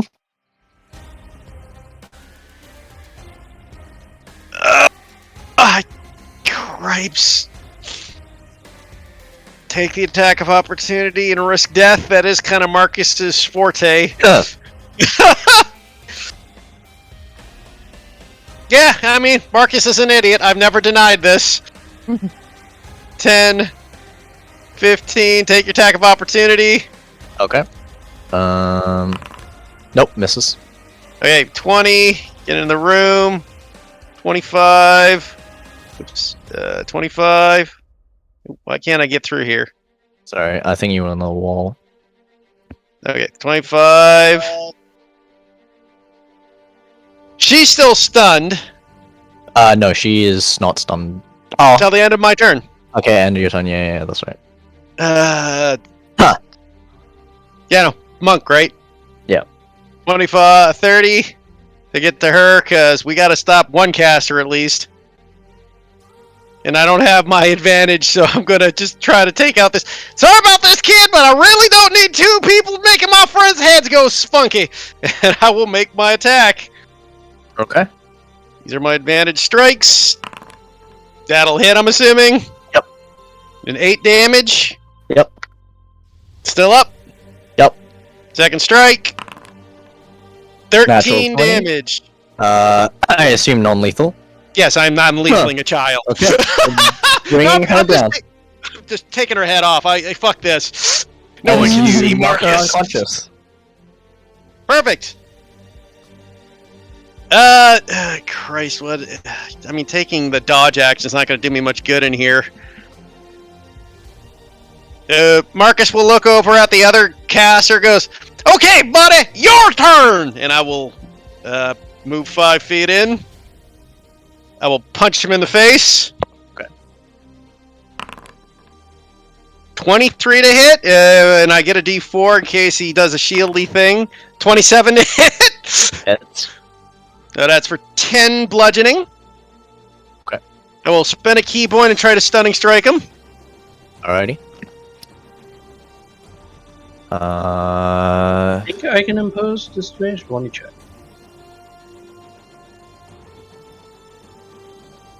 I don't know if you get your... I think when you're confused, you lose reactions.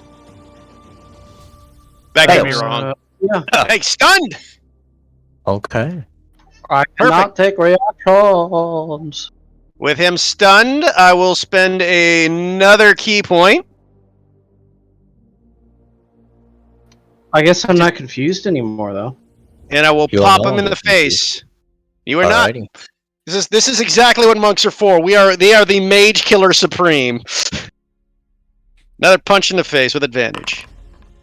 19 to hit for another 10 bludgeoning. Woo! Did 20 damage to him. Okay, for another 10 bludgeoning. Hey guys! I got him! I got him! Where all the other soldiers go? This guy is going prone. This guy is also going prone as they kneel before Alexander. He is currently stunned. This guy is going to make, I guess, 2 attacks against Candy. The first one hitting. The second one missing. The first hits for 6 points of damage, reduced down to 3. Yeet. And that is his turn. Lucio. So this wall that gave that guy half cover. So how tall is that wall? It's like a half the waist. Really, it's like Okay, you say half the waist, but I'm not even 5 feet. It's like 3. Oh, for you? You're on the same level. So no. Wait, what? On the same level? This is a dip down. This dips down. Yeah, no, I know that dips down. Yeah, no, that's fine. But I'm just wondering. You can't see the prone guys. Because they are. No, I'm not. You can see, okay. It's more if I stood next to the wall, how much cover would I have? Oh, 3/4. Okay. Dude, half to 3/4, I'd say. If you drop prone, it'd be full. Yeah. You stand behind me, it's full.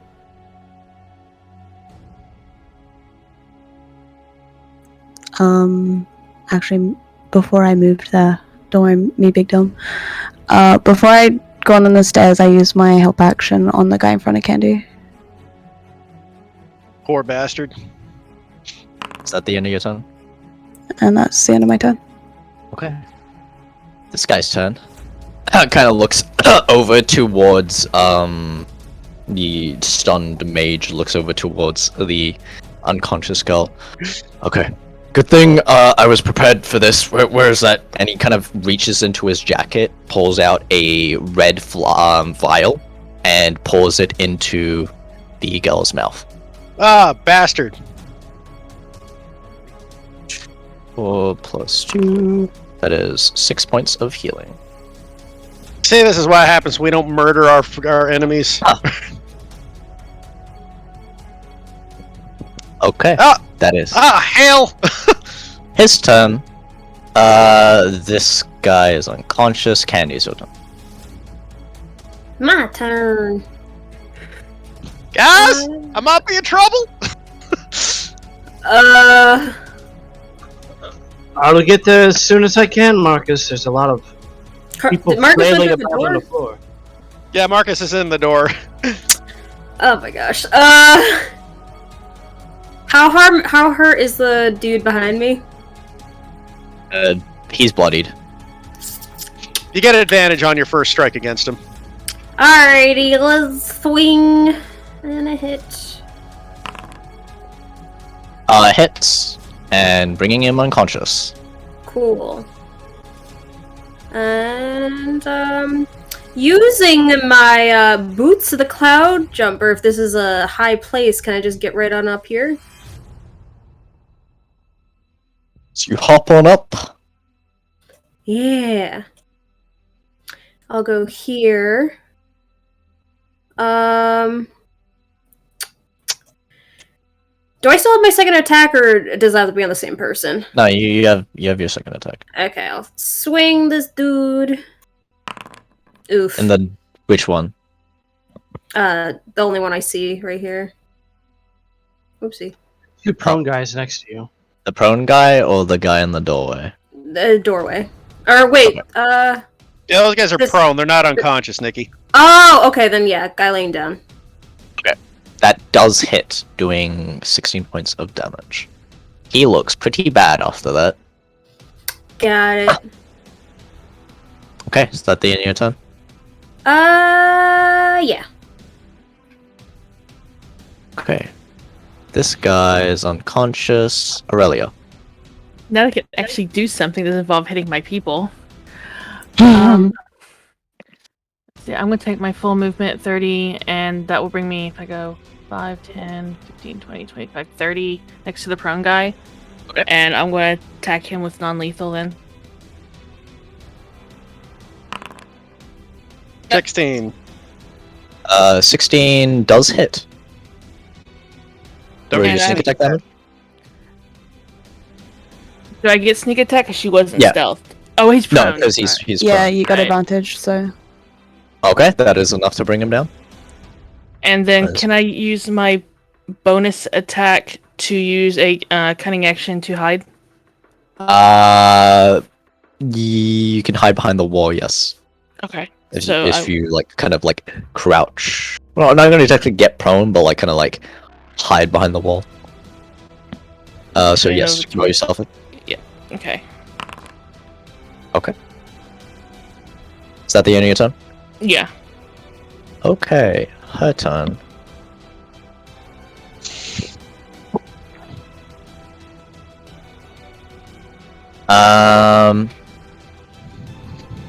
Hmm.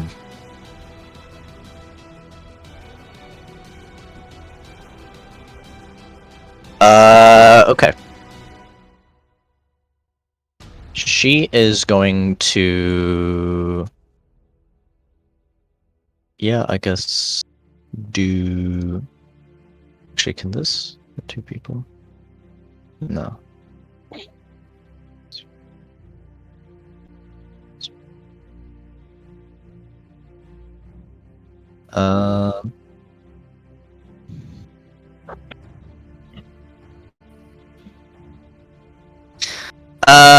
Okay.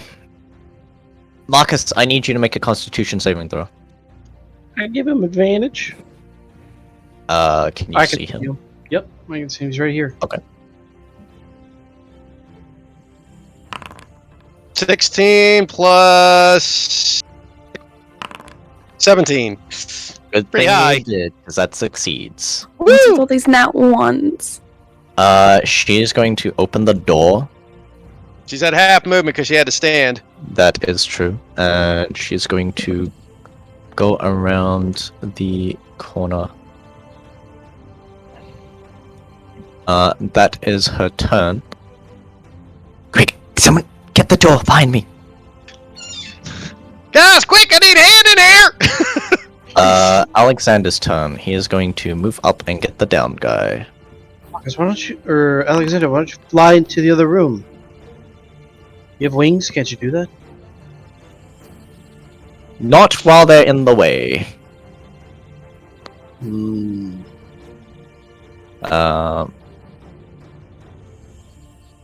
But he is going to attack the guy in front of him twice. Both hit. He will pour a smite into the first attack. So that is 2d8. That is 17 points of damage. With 17, 23. Oh my god, this guy's on 1 health. Of course he is. That is the end of Alexander's turn. I know. Okay, he's ready for this. We'll move here. I'm gonna bop the guy that's down. I'm gonna pull out Kazihana. Bop Okay. him with non-lethal. Okay. Which one? The guy, the archer? The crossbow? The soldier. Okay. He is unconscious. Now I'm gonna bop the archer. Okay. Same thing. Non-lethal. Also knocked unconscious. Oh, action surge. Okay. I'll move here. I'll bop this guy. Alright. Oof. Misses. A lot of ones today, yeah. I'll roll another time. That does hit, doing 12 points of damage. And then Brings him down. okay then.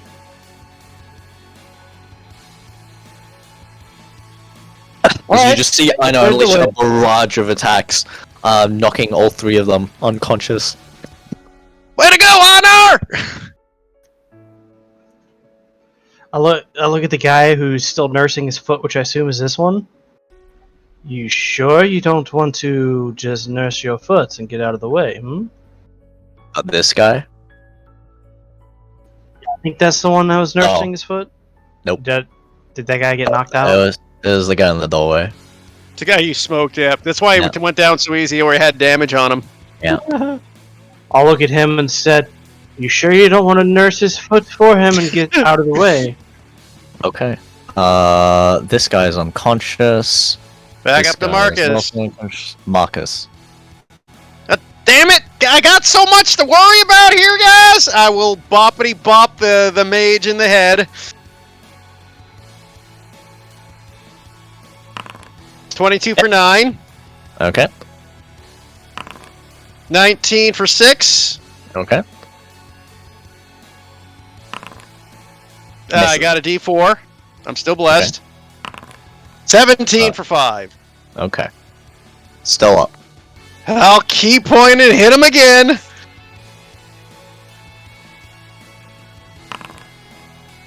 $23 for 9. Still up. Jesus! Guys! This ain't good! He is barely holding on though. I figured. It's his turn, though. Get in there, Marcus. The door is out of the body. Actually, you know what? I'll dash because he's stunned, and the other ones I'll dash up in here and say, "Hide behind here." Okay. God.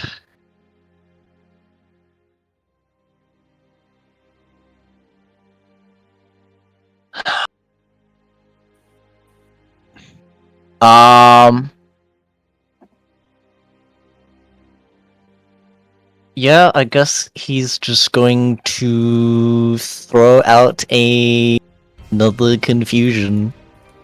He does not want you to get near him. Wait, Einar? Yeah, probably not. At Einar and Candy. So I'm gonna use Var to give Candy advantage. Oh, okay. what So I need the two of you to make whiz saves. Oh, thank you for the advantage. Oof. Oh no! Oh wait, I got a D4. I don't think it's gonna matter, but The 14 is higher than a 14. Okay, you are all three of you are confused, as he is also going to make his way. I should have gave it to myself. You should have. I regret everything. Close the door behind him. My hand's still on the chess piece. Can I take it back? Marcus is just looking at these two like, I fucking love it. This guy is unconscious. Lucia, it's your turn. Screaming.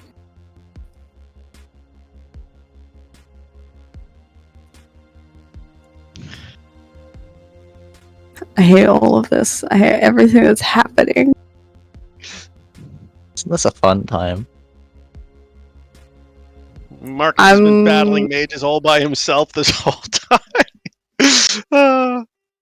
Yeah, I've given you 2 good Uvars. I know.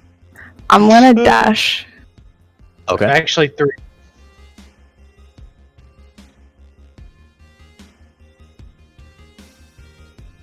What was the third one? Right. Can I open the door? Yes, you can.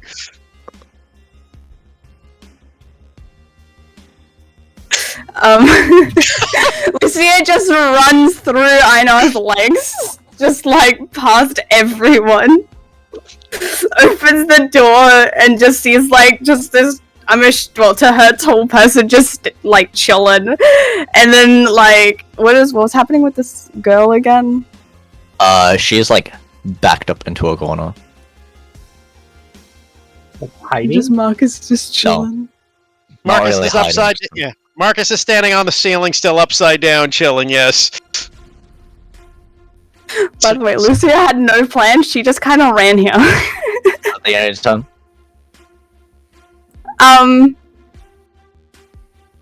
Just gonna stand here and just gonna be like, I'd appreciate if you didn't hurt my friend. And just stand there.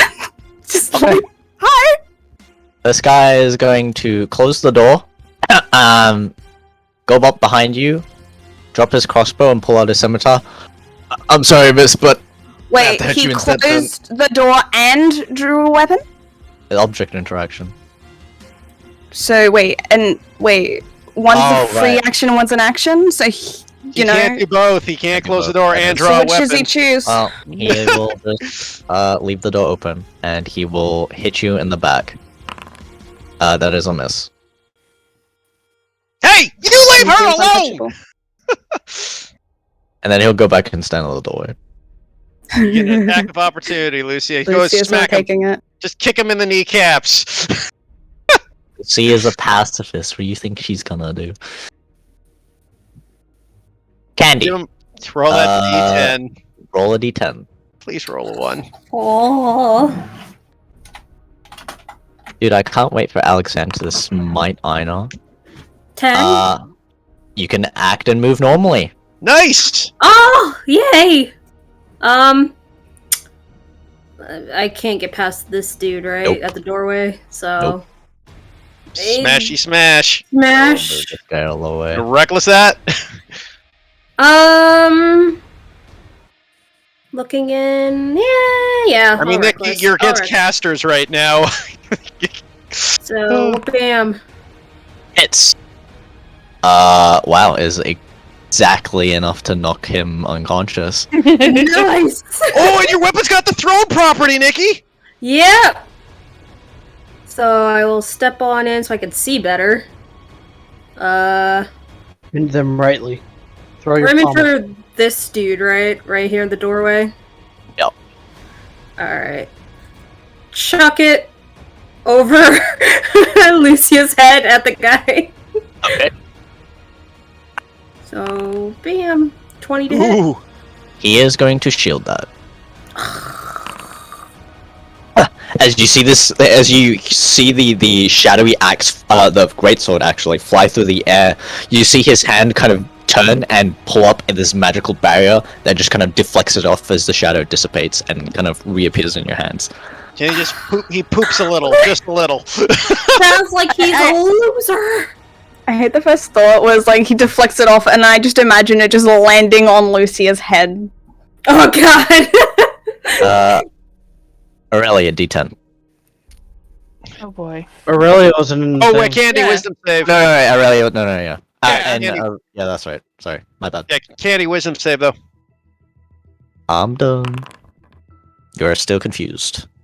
Aurelia's your turn. Okay, I'm actually gonna drop the stealth since everything is now on the inside or unconscious. Yes. And then can I use my bonus action to dash to get through that door? Yes. 15, 20, okay. 5, 10, 15, 20, 25. I'm gonna have to stop her so I can see. Oh, wall. Curse you, wall. Okay, 30. But I can't get across Lucia. I'm can a I? small creature. You're small, so I can go over you? You can't go like. No, I can't. I don't go think over. you can occupy Lucia's space. Then I will use. Can't do that actually. Don't have a key point for Misty Step again, eh? It's a bonus action. I used a bonus action to dash through. Oh, okay.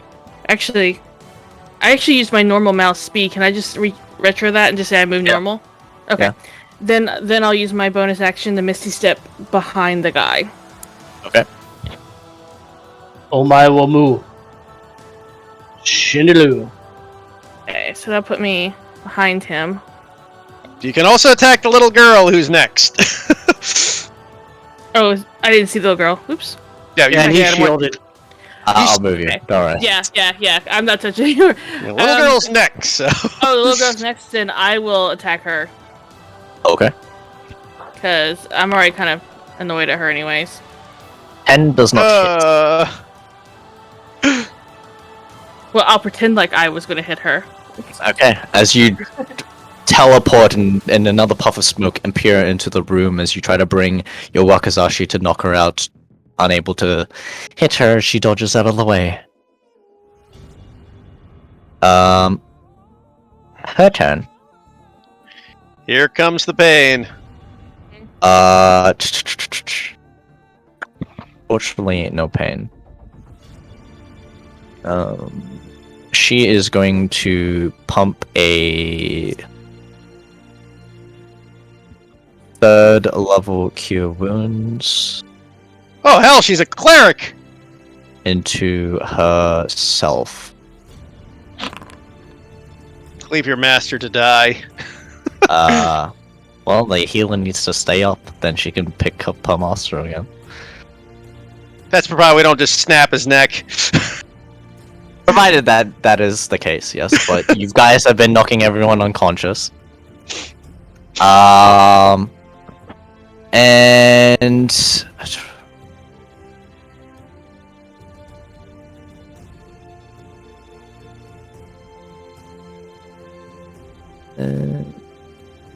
yeah, she can't do anything else. Oh, she could have done that actually. Does she want to do that? I will make a whiz save. But she had that.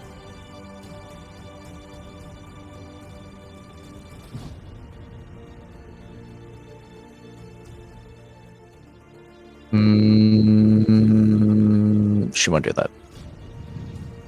You're freaking me out, Storm! Alexander's turn. D10 from him. Smites Einar. Einar's like, anybody else here sizzling flesh? 2, doesn't move or take any actions this turn. Whiz save. He's too busy looking at a mirror. Yep. He just sees reflections and delusions of himself. I know. D10. 1. That's the same thing. It does nothing on its turn. You use all your movement to move in a random direction. Roll a d8. 7. So going from the top. 1, 2, 3, 4, 5, 6, 7. You go to the left, and that is. I mean, you don't move anywhere. I know went into the naughty corner. He went into the naughty corner. Now let me move you. Why is it moving you? Wait. Stop moving yourself over there. Stop pulling a me. That is unconscious. Marcus. Hang on. Oh yeah, we're safe. You Plus a are out D4. of... Yeah. No, he's out. He's fine. Nice. Marcus. What? Marcus is gonna look over at the cleric who just healed herself. Look over at the wizard's pretty much on death's door, right? Yep.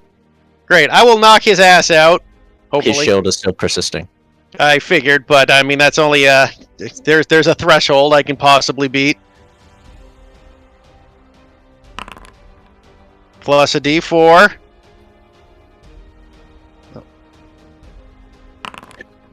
Okay. 24? Okay, you knock him unconscious. Whack!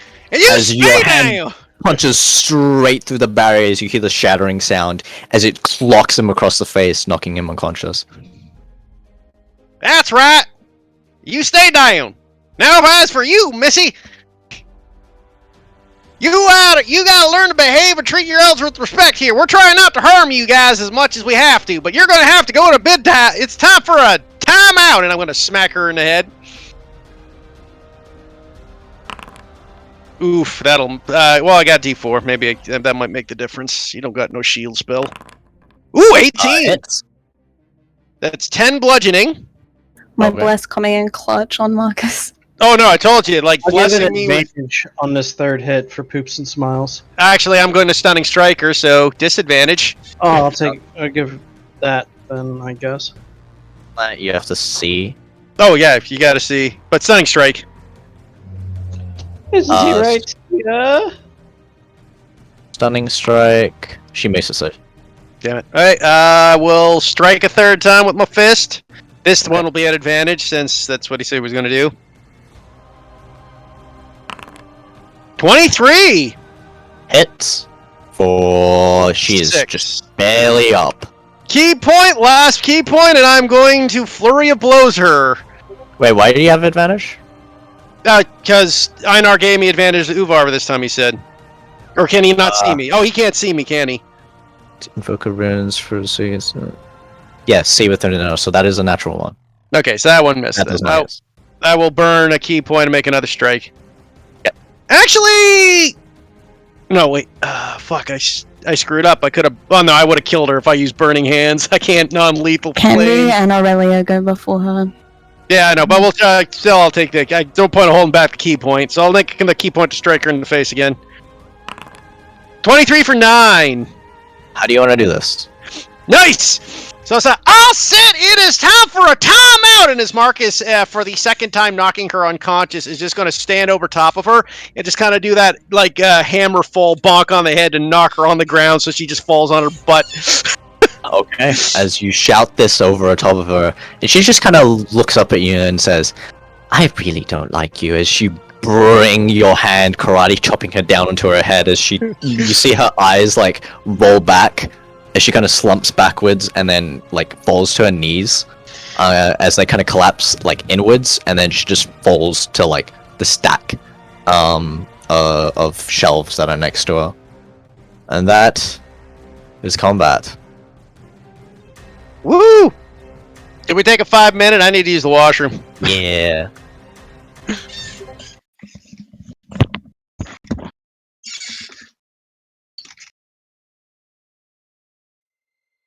What is this room that they're in?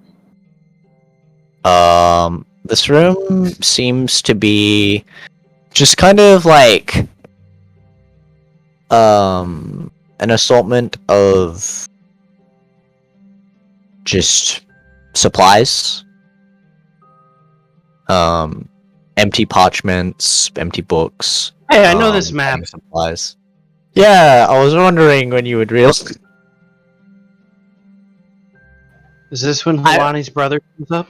I did all the lighting, I did all the walls, and when I finished it, I was like, wait, I know this map. And then I'm like, oh, for fuck's sake. As soon as I saw like the red area down the bottom there, I was like, wait a second. I had I a was purple like- universe there, though.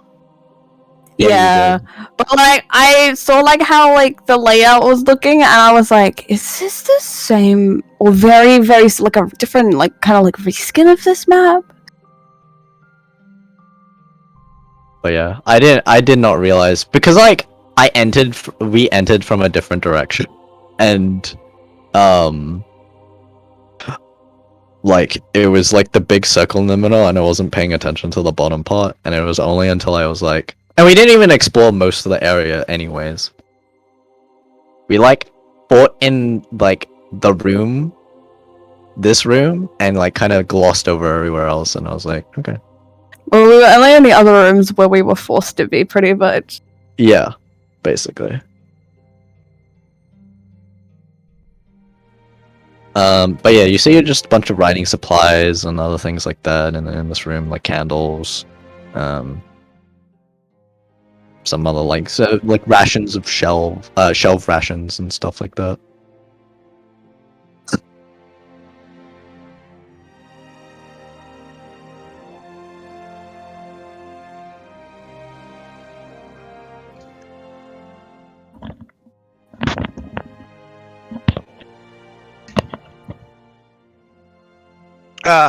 Back. Welcome back. The love of being the monk versus the mage. I didn't even get to do the fun things. I mean, you couldn't even hold concentration for a round.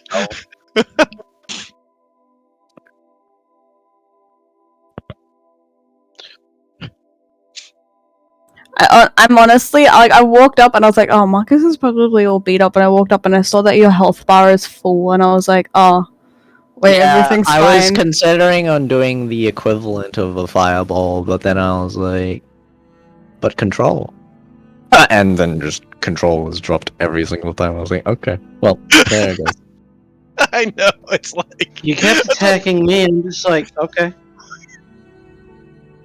Well, it was dropping AoE confusion.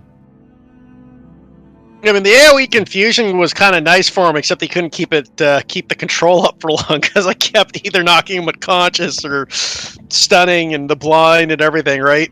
Yeah. And that's the thing, monks are so deadly because they're basically forcing you to make a concentration check, but with a DC, with their DC as opposed to the base 10. Yeah. Give all your wizards a level and fighter now. What good does a level and fighter do? Advantage, or you get con saves. Yeah, you take only if you start with level of fighter. Yeah. Yeah. What's in this room up here? In this room that you enter above, you find what seems to be some sort of examination chamber. You see kind of like racks of basically examination tables. What seems to be like kind of like research equipment, some vials of various things, scalpels, surgical tools, things of that nature. You know, I'm not a genius or anybody in the medical field, but I don't think anybody doing good things would have tools like this. You mean inside a prison of people that are sentenced to death unfairly? Yes. Yeah, probably not a good thing. I think you're right, Einar. Can Lucia look over the vials? Yeah. By the way, what? Let me... Go on. I was going to ask, has anybody looked over the wizard and the cleric? No. Lucia, roll me are you guys? I guess just kind of searching around. Yeah. We might as well I- while we're waiting. Einar, since you're kind of like going through all the rooms, roll me a loot check. Lucia, roll me. Oh, check? Yep. A loot check is a perception or investigation check. Okay. Nice. Lucia, roll me a. Do you I've have got alchemist supplies? herbalism. I've got herbalism. Herbalism will not work here because herbalism is not the same. Yeah, I wasn't sure like if they were like more like, you know, because if they're like healing kind of esque, that would be herbalism. Roll me an Arcana check on nature. No damn. Okay. As you kind of look over through the vials, they seem like various sorts of different poisons, of various kinds. Weaker on the sense that it's more of less to do with like doing poisonous damage and more to do like hallucinogens, various sort of effects that are trying to like invoke some sort of mental response. Maybe causing delusions, hallucinations, maybe causing the target to be blind, various kind of things of that nature. Einar, as you kind of look around and you kind of like making your way throughout the areas, in this room towards the top left, you do find a journal of note, and I will go ahead and oh, not that one. Was it this one? Yes, this one. Okay, let me read this. It seems to be a journal from one of the soldiers. But there it reads. Or a bozo. We just got new girl in. One of them devil spawns. She was awfully quiet. Usually you hear them screaming and crying as they're dragged into their cells. It makes you kind of feel bad sometimes, you know. But I heard enough stories to know what them are bozos are like. Heard them, they got elemental freaks that burn down villages. Those slimy snake-looking bastards who eat babies whole. Those scaly-looking lizards that are apparently descendants of those mythical dragon stories that I've heard faintly about. Used to rule the land, apparently. Terrifying things. Terrifying people. Savages, even. Another page kind of denotes a different day. I saw that new Hellspawn girl cry a little this morning. What was crazy was that I'm pretty sure that her tears were black. What kind of creature cries black tears? Monster, probably.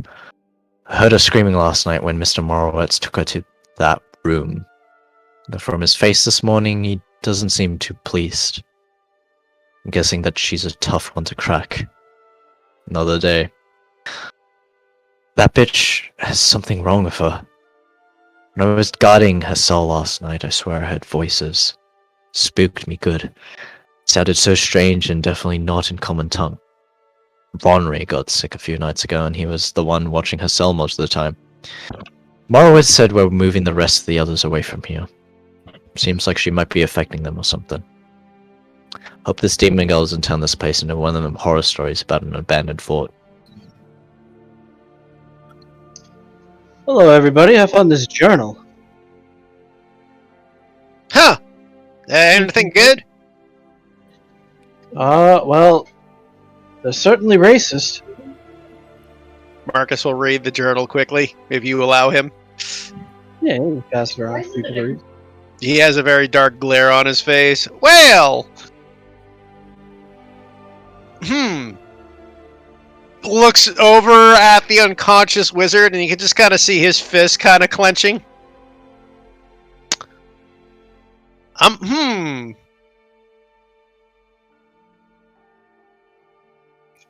Perhaps we should tie and gag them so they can't cast spells. That's an option. I'm quite curious what the other option is, Marcus. You know what? Maybe gag him's good. Yeah, we'll gag him. Just Marcus is. One moment though. One moment. Incite Marcus. Huh? Inciting Marcus. Hey, go ahead. Yeah, Marcus is about ready to punch this guy into oblivion. Oh wait, that was just roughly the same roll. Alexander rolled a 15. Yeah, about the same. It's pretty fucking obvious what Marcus is doing. You see, what'd you read in that book? Let me take a look.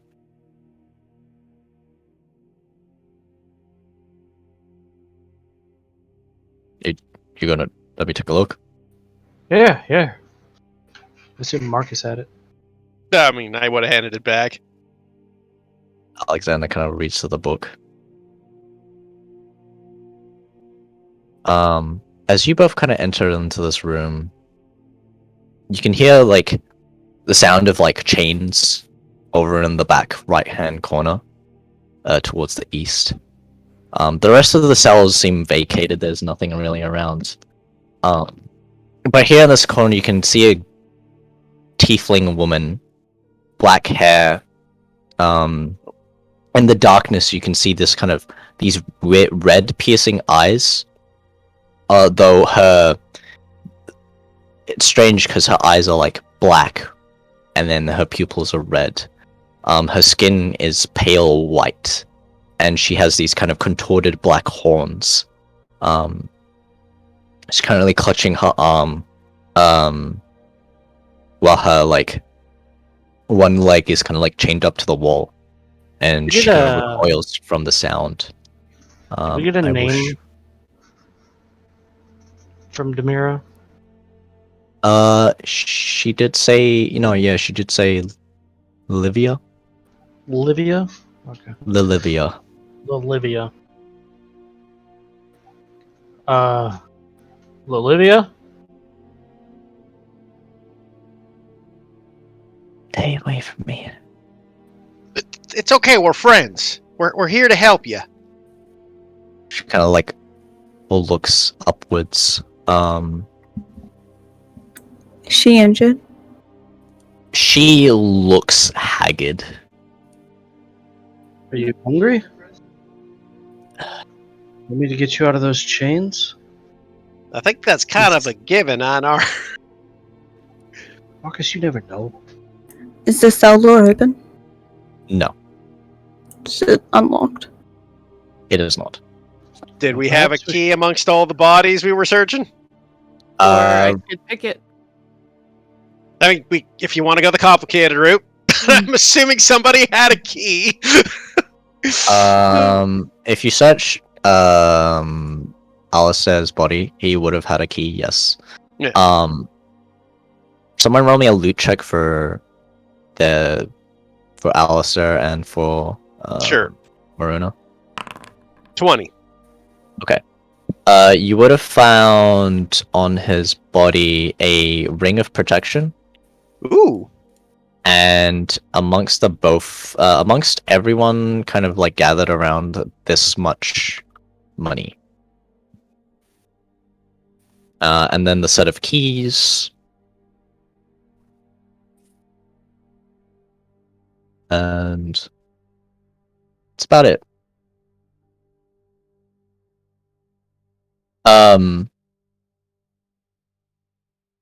Okay, well, how much money was that? I'll just add the money for the sake that Marcus has kind of been holding on to the party loot for the time being.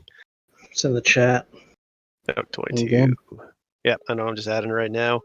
So, with the keys, you kind of unlock the cell doors. And she can see her just kind of like still... She reacts a little bit. But she just kind of sits there. Her posture is like very... It stoops heavily, and she's just kind of arched over. And she's just kind of sitting there.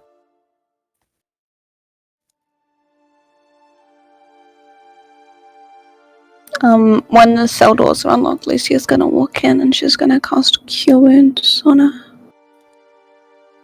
She doesn't, as you kind of look over her, she doesn't seem hurt, just exhausted. So you don't need to cure wounds her.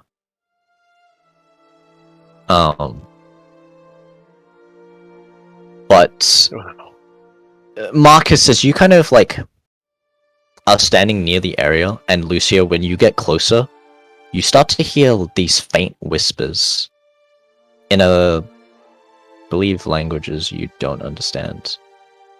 I would assume, unless it's Dwarven, Shurin, or Orcish, I would not. You do not understand these languages, and it feels warped, very kind of dark and twisted, as you just kind of stand near her. Lucia sits Very down light next to her. whispers. She just kind of... She moves her head slightly, but she doesn't look you in the eye.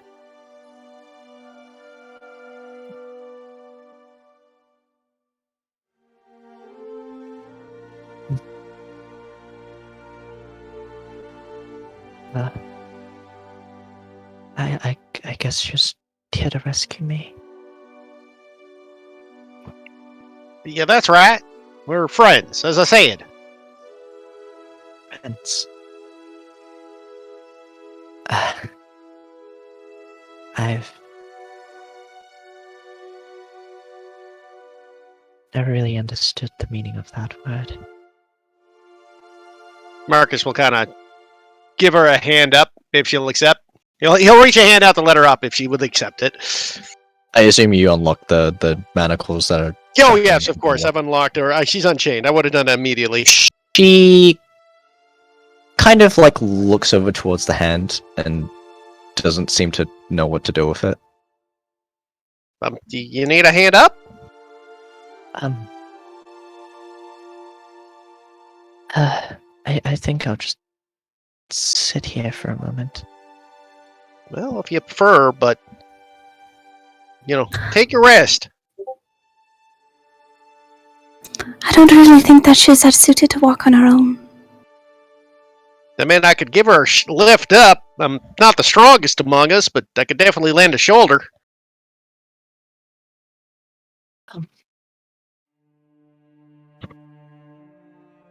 What are you doing here? As I said, we came to help you.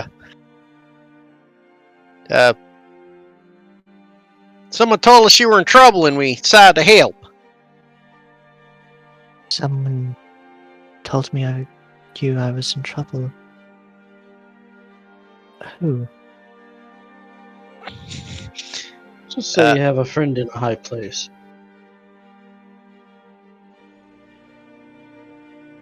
Right.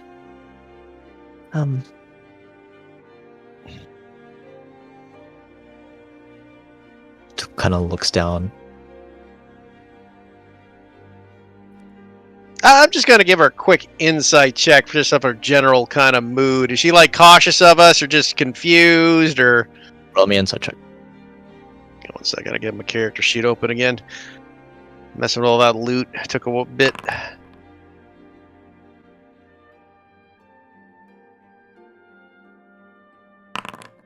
Oof. You are unable to tell. It's very hard to read. I'll do it too, just for poops.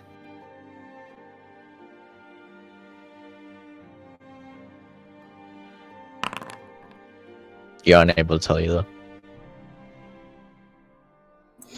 Lucia would pull out some dried fruit and some nuts as part of her rations, and she would offer them. You hungry?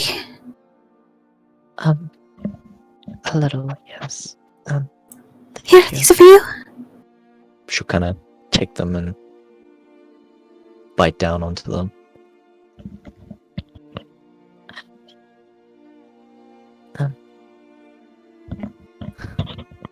Is it safe out there? Well, if you're talking about the bad people, they're all unconscious at the moment. All right. They're sleeping soundly. You know, Marcus, maybe we should throw them all into these cells. Give a taste their own medicine sort of thing? I'm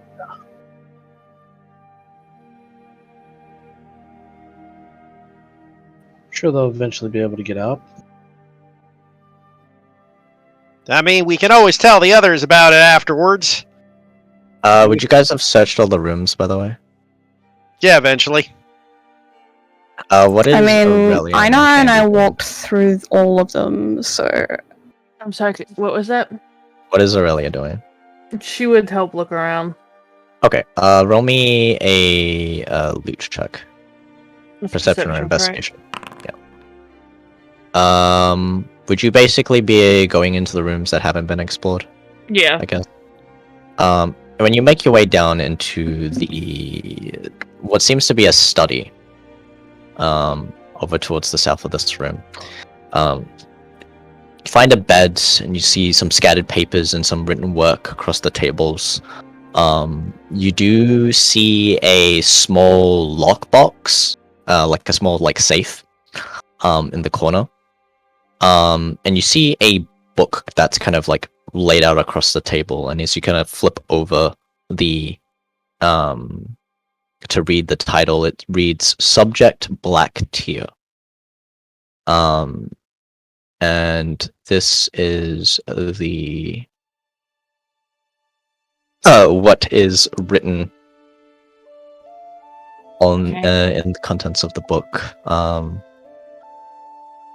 Written by what you assume to be the mage, Alistair himself, and it says, Day 1.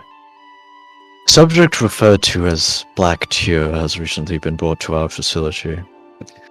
Quiet individual, not much for words, or even showing much emotion. I'm sure that will change in due time. Induction and initial tests ran smoothly.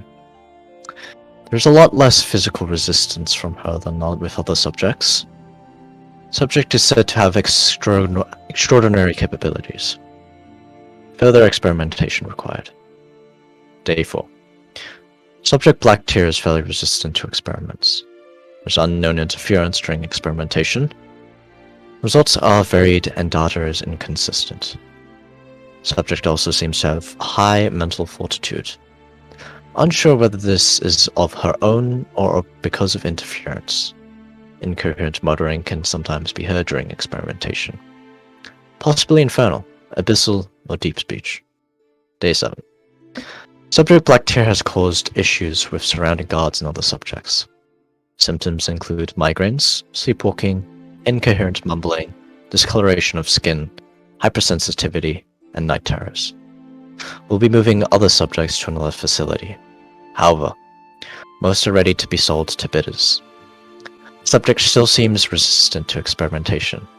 Subject also seems willing to starve herself. I've put in a request for some scrolls that should be delivered in a few days' time.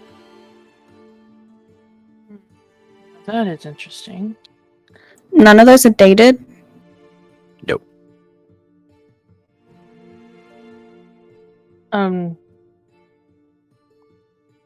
Since the others are busy at the moment. Yes. The scattered papers, is there anything on them of note?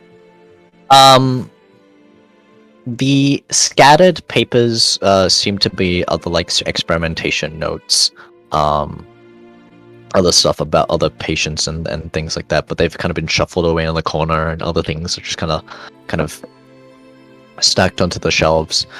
Don't really find anything too much of note other than other patients specific experimentation results and things like that. Okay. I guess then I'm gonna try to see what's in the box. Make me a Thieves' Tools check, because it is locked. Okay. Okay. Easily unlocking the safe. You find inside this amount of... It's a coin pouch with 10 platinum pieces and 350 gold. Okay. She'll take that and I'll split the party later. The book she'll take back to the group though. Okay.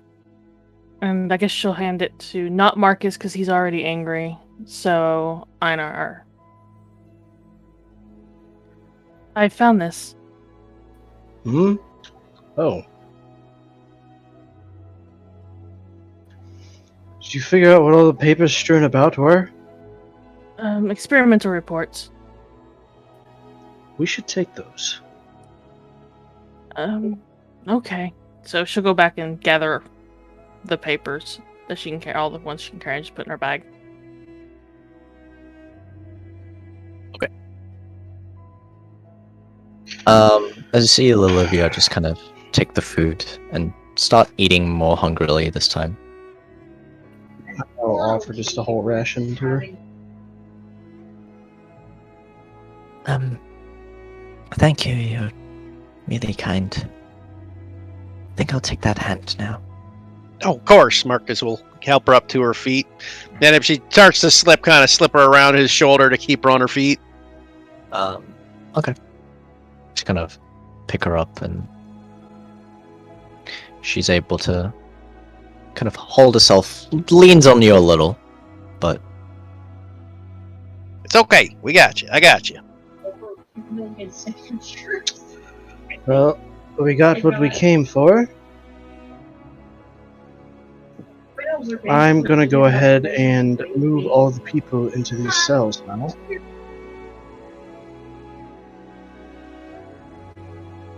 So I'll go through that process. You really, as like loot them or whatever as you go. Sure. they've already been looted, first off. They've Yeah, Mark, already All the been gold looted. that was Okay. collected. And Yeah. if you wanted to pick up the weapons and stuff, but We got bags of holding. sure, if you want to take their crossbows and fucking We were swords. taking their toys away because they've been very bad.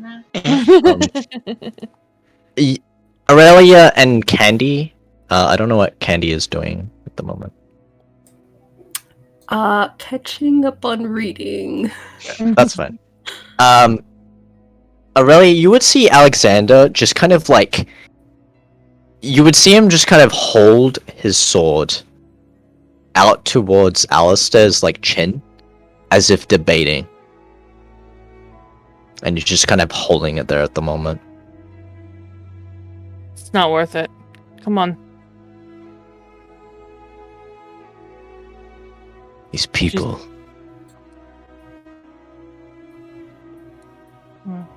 It's still not your place to judge. Right. Cut off his hands. I mean, if Marcus I'll was never be able to chaotic, cast- no, you cut Claws off the their lungs of hands and that. their tongue and their eyes, and that's how you take out a caster forever. Was Candy Um, given the chance to read these, by the way? If she Yeah, I mean, wanted if to. If she wanted to, she would be, yeah. And the person that you said, who's standing in front of who with a sword? Alexander was standing in front of the unconscious male mage. And is this the one we know is responsible for all this? Yes, seemingly. He seems like the one who's responsible for what's going on here. Rolina, this might be a hard question to answer, but I'm curious. Of those who were here, who is primarily responsible for your, well, suffering, I guess? I only ever saw one man. One man? He had brown hair. He seemed, what, those who are called Falcon? But I know there's quite a few of them here. Did he have purple on his robe? He did. Very well.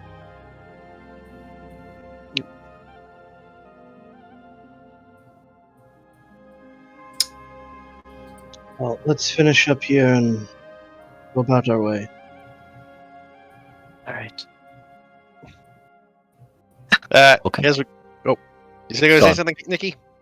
To catch me up, do we? So, like, is this unconscious dude the only torture that we know about?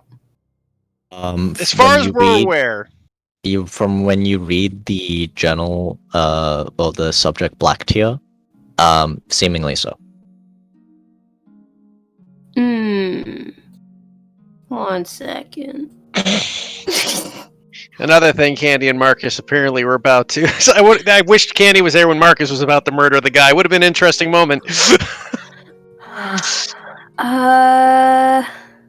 He's only safe with Lucia. Why? Actually, right now, like, Aurelia's kind of watching in too.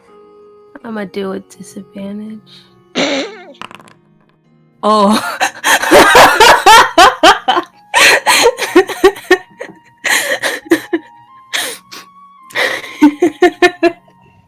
Okay, I didn't think it'd be that bad of a failure.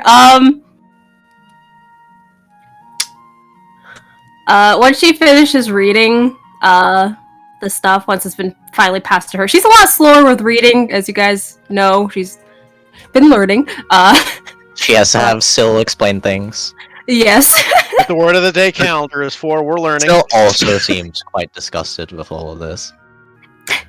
I would say with still knowing as long as he has, he would see that noticeable shifting of breathing. And then once she kind of reaches the end, her grip on the paper is so tight that it just sort of tears, and she's pouncing on this dude. Okay. I'm sorry.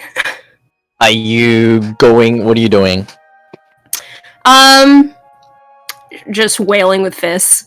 Okay. Aurelia, are you intervening? Yep, Aurelia's intervening. Okay. Make contested athletics / acrobatics check. Okay. Okay. And I'm proficient in athletics. Oh, but she beat me. Oh, Yes, she bad. did. Candy just pushes Aurelia out of the way. You just beating him to a pulp. Yeah, she's seeing red. Okay. She is not hearing or seeing anything. Roll your first attack. Okay. How does that work with fist? Just roll an attack roll, Nikki. Just roll an attack roll. Okay, just whatever weapon. Yeah. I'll just use like a great axe there. Okay. Funnily, that might miss. That actually misses him as he's unconscious, and you slam your fist down, and you just kind of like you punch into his, like, the first one's kind of light, so it doesn't feel like you did much of an impact. But anyone who's kind of gathered around, you now see Candy like her first fist flying into his chest. Alright, so this is don't get happening too while we're attached, here. I was assuming this was happening while we were in the cells. No, this is now happening as you guys are coming back, and you hear Candy Okay. like. Yeah, Candy's a slow reader. She does get two attacks, though, right? Understood. So anyone else who would like to do something in this time? Does she still Before get she a second makes- attack though? Yeah, I because would Aurelia's say- gonna go back at trying to stop her next time. I would say no, because that is like 2 attacks is easily enough to just completely down him and kill him. Oh, I'm assuming it based off like battle stuff, like 2 attacks each round. Okay, that's cool. Could do that. Marcus walks in, seeing Candy beat the guy to death. So would I know I failed the athletics off, but would I actually have ability to do an attack? Yeah, you can make an attack. Dimensional door on Candy, I'm gonna push her 200 feet with me through the other side. It says I can take someone with me. Only if they're willing. No, it doesn't. It's willing. Fuck, it is willing. Yeah, it is willing. I'm like 100% sure that is a willing spell. Could try to fight again. Lucia's gonna cast blindness on Candy. Plus what? Blindness? Blindness. Okay. Candy, Constitution save. Oh. You are now blind. Okay, she's As your still vision wailing. suddenly go black. Make an Candy attack at disadvantage. Okay. Okay. Misses. as you like your fist now hits the ground, and you can feel the concrete kind of impact, sending a shock up into your arm. Marcus will walk up to Candy and place a hand on her shoulder, just not in a grapple stop, but more of a Candy. I know how you feel, but calm down just for a moment. And he'll try to persuade her into calming down as much as he can.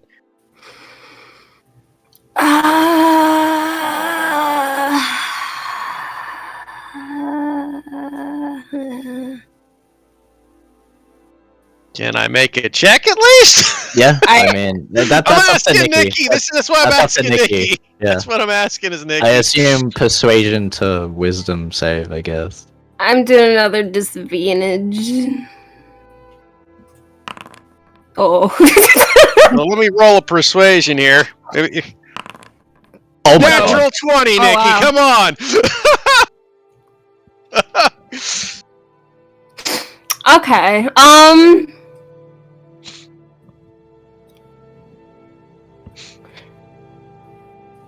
I know, I'll just tell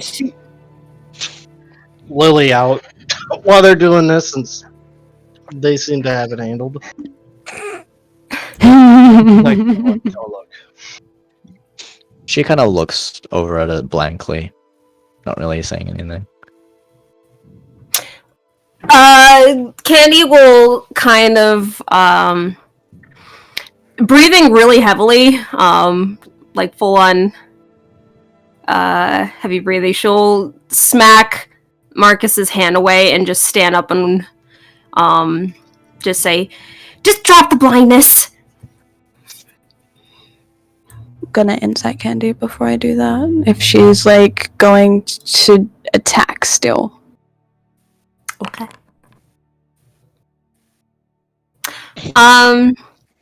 She looks like she's kind of digging her nails really hard into her palm to keep herself from jumping on the person again. She get the sense she's trying not to do that again.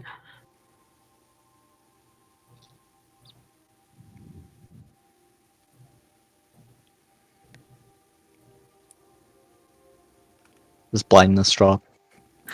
I don't know. I'm thinking about it. I'm like, I don't know if trying is good enough. If it helps, Marcus I'm like, would do turn I to do a wisdom save?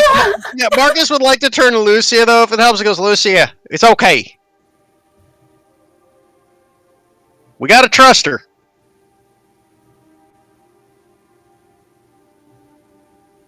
She drops it. Candy jumps back on. No, Carrie's just gonna still like very much that heavy breathe. Like there's kind of like again that like zoned out, like seeing red look to her eyes, but she's just gonna storm up and go outside.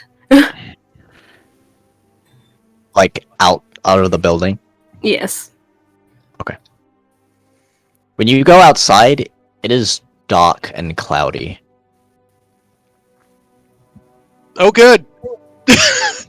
Joy. Thunder Boy is coming back. Oh boy. The Thunder Skull. Okay, she'll stay there, but she's just gonna find a spot just a little off away. It's just slightly, she's still, within range. She's just gonna be pacing back and forth and just kind of, trying to settle the anger. Okay. Oh, I have something planned. If I can get away from you guys for 5 minutes. Hey, man, kill him. You're not. Aurelia's not leaving until she knows you guys have left. She has a reasoning, so since Marcus is there, we cannot kill him. The document said there's others that they've moved, others they have tortured and done experiments to. And how do you think we can maybe help them if we kill the people who know where they're at? I'm not planning on killing anybody. I did stop Candy. But so you're going to tell me 100% you had no intention to kill him? Oh, I wanted to beat him to a bloody pulp. I'm not going to lie. We can get information from these people. Einar's going outside, by the way. Yeah. He just looks at her. I get it. I get the fact we need some assistance from him. But How are we going to get him to talk, do you think? This guy is obviously 100% loyal to his cause. They have We're gonna have or those poisons.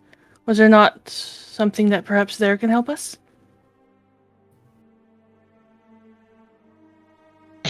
Oh yeah, I was gonna say that Lucia probably would have given them to Aurelia. I mean, I don't know much about poison, so that's your call, Aurelia. I mean, that's out of my purview. Either way, we could put them in one of their pens until we figure out what to do with them. Well, that is a point. Let's put them all in these cells for the time being. Do not put any together.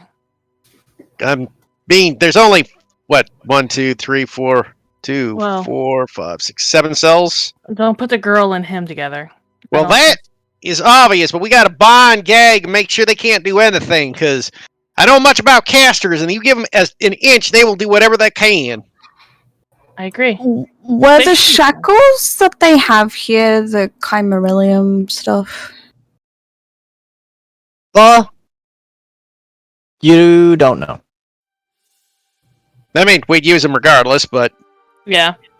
I think that's the best plan. Let's put them in the cells, regroup, and figure out how to do this the best way to get the information so we can continue and hopefully help those that they sold off. Oh, you're right. But like I said, we gotta bind and gag them first. We gotta make sure they can't talk. We gotta make sure they can't get the spells off. Yeah. I guess we'll start doing that quickly. Yeah. But before he does, I want to just take a quick peek on Can and make sure she's okay, though. That was a lot. I know how she was feeling, but... I don't know her well enough. And I don't think she's quite happy with me. I was about to say, you've known her for weeks, but... The same person. It's like we're practically strangers. We don't talk much, her and I. We don't have that bonding. It's funny because your characters have known each other for weeks, but like I think you've only known Candy about half as much time as we have. Like 1-2 sessions at most. Einar's gonna go talk to that captain again. But as Olivia kind of like makes her way outside, she kind of shields her eyes a little, even though it's like kind of like overcast and darker outside. It's still light she hasn't seen for a long time, and she just kind of shields. She kind of makes her way up. Einar looks. Might storm. Yeah, let me give you a cloak. Oh, thank you. And pulls it around her. Hand over the billowing scarf for her for now. You just kind of like, she actually doesn't really pull it around her. It's more like you drape it on her and she just kind of holds it. She just kind of looks up and around. Just wait here a moment.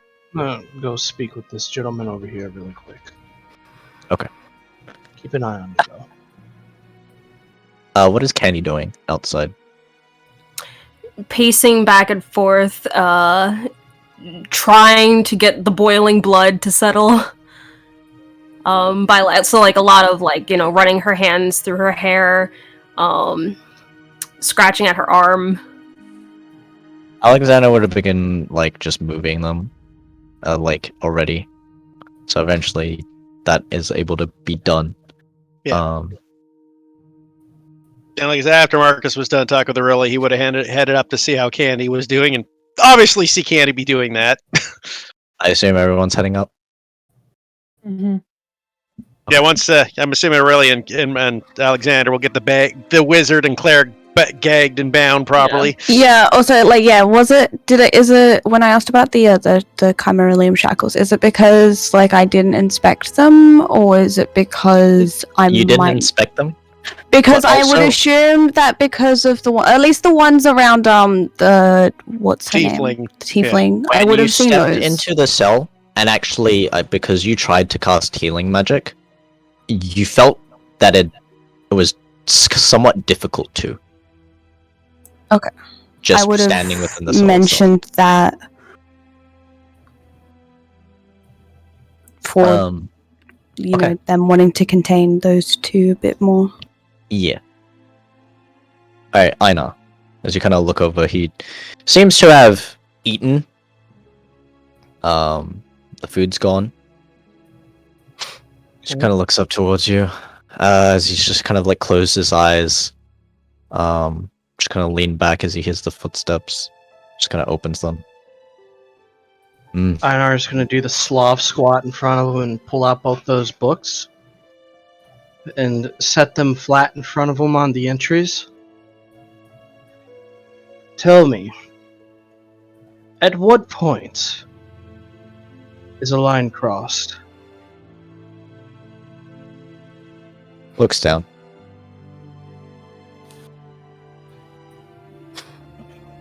We do what we must. This is what you must do. What does it gain you? Prevention. Revenge. Remember the closing hand? This is clenching the fist.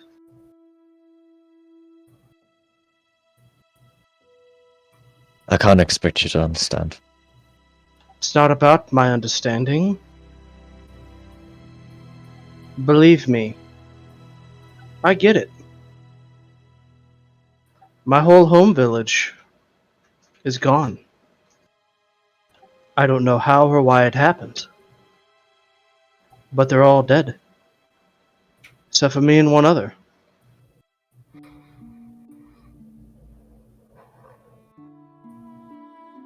I understand a little bit about pain.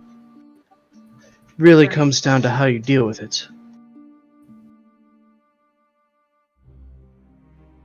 Finding a positive outlet is key. This is anything but. Now, I'm not siding with the Orobanis here. If they are going around blowing up villages, then that too is perpetuating this whole problem.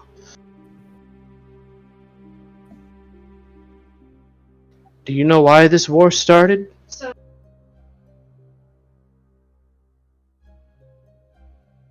Enlighten me. I don't know.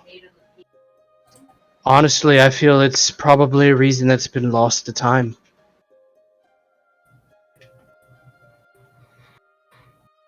I suspect somebody wronged someone here, they got revenge there, and it just spiraled out of control until it was just the status quo, on and off, over and over again. Those without magic were put down, treated like dirt, like nothing. And the people today with magic are to blame? They do the same things. Where? Incidents like at Excelsior, like What happened? at Phasmodia, Terraflame Lodge. Ah, yes, I've heard about that one. Wasn't that a while ago? That was a decently long time ago, but it was one of the bigger ones. You mentioned Terraflame Lodge like it happened yesterday. I doubt it happened in either of our lifetimes. But you don't think what you're doing, what your side is doing, is not perpetuating these incidents to happen?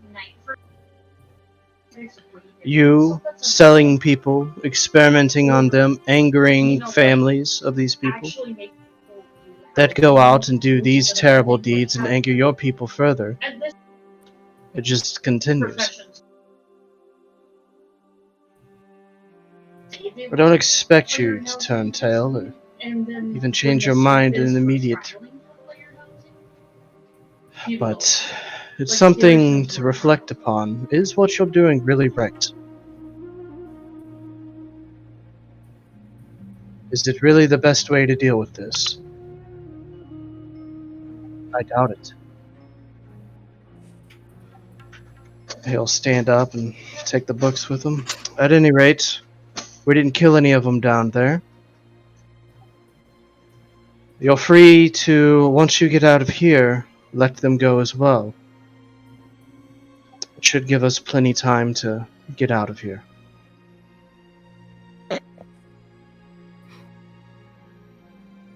Guess we instantly take that word back.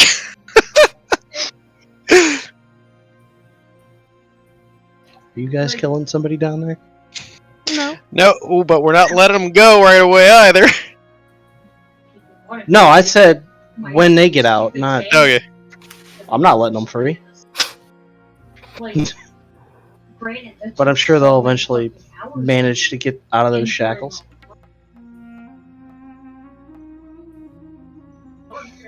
Either way, this will probably be the last time you ever see me. Here's some clothes. I'll just toss him his clothes back whenever he's out.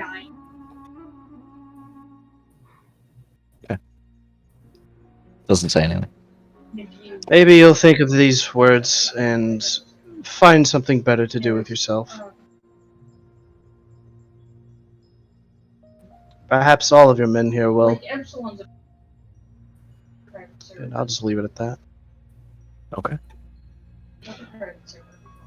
I kind of like step over to these crates over here to lean on them. And then I'll kind of cast a glance. Is this dude still over here? Yeah, he's just kind of sitting on the log. Is his friend still knocked out? Yeah, because time really hasn't passed, to be honest. It hasn't been an hour, maybe like 20 minutes. Well, probably been a 30, 40 minutes actually. I figured it'd been a little bit of time, maybe not. Let's see. I'll roll a con save. Nope. I don't know how many hours they were supposed to be unconscious for.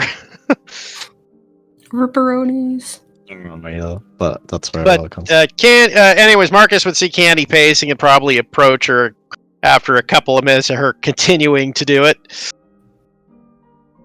And just kind of go up to Candy, you doing okay?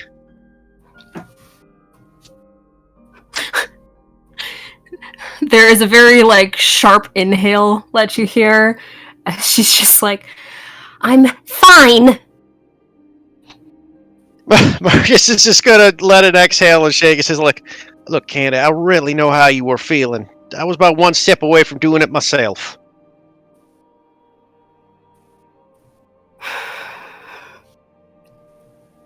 She's not saying anything. She's pacing.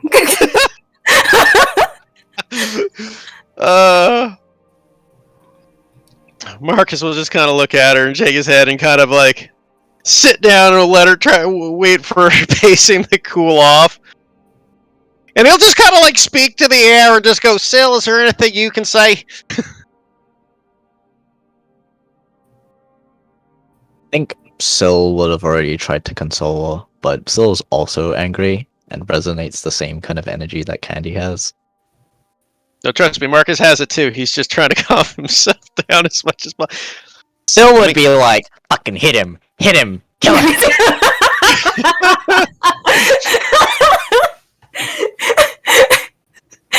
Syl will not be helping in that situation. Yeah, probably not. Oh, hold on, I get it. 1 second. I will roll at, let's see how well, how much he holds himself back. From actually saying those sorts of things, I will roll him a whiz save. He holds back a little bit, but he's also like, Look, like I said, the funny thing is Marcus was about ready to do the exact same thing Candy was and just start beating the fuck out of him. He was going to knock every teeth out of his mouth and... He's kind of reserved. He would say something along the lines, Candy, I know you're angry and I am too, but we can't go back to that time. I really wanted to see you beat the shit out of him as well, but We can't go back there.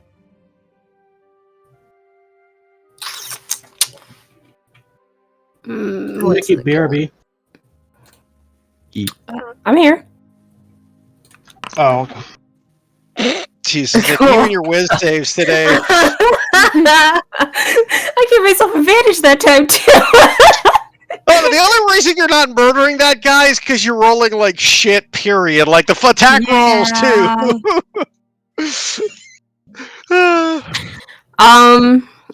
She keeps pacing, but like she responds back to him and it's just like, I'm just so angry and I can't. It's okay. It's okay. It's not okay! None of this is okay! No, your anger is okay. But we can't drop down to the level. We can find answers. We can't take an unconscious man's life. On cold blood. As much as I and you probably really run to, and probably a lot of the others here.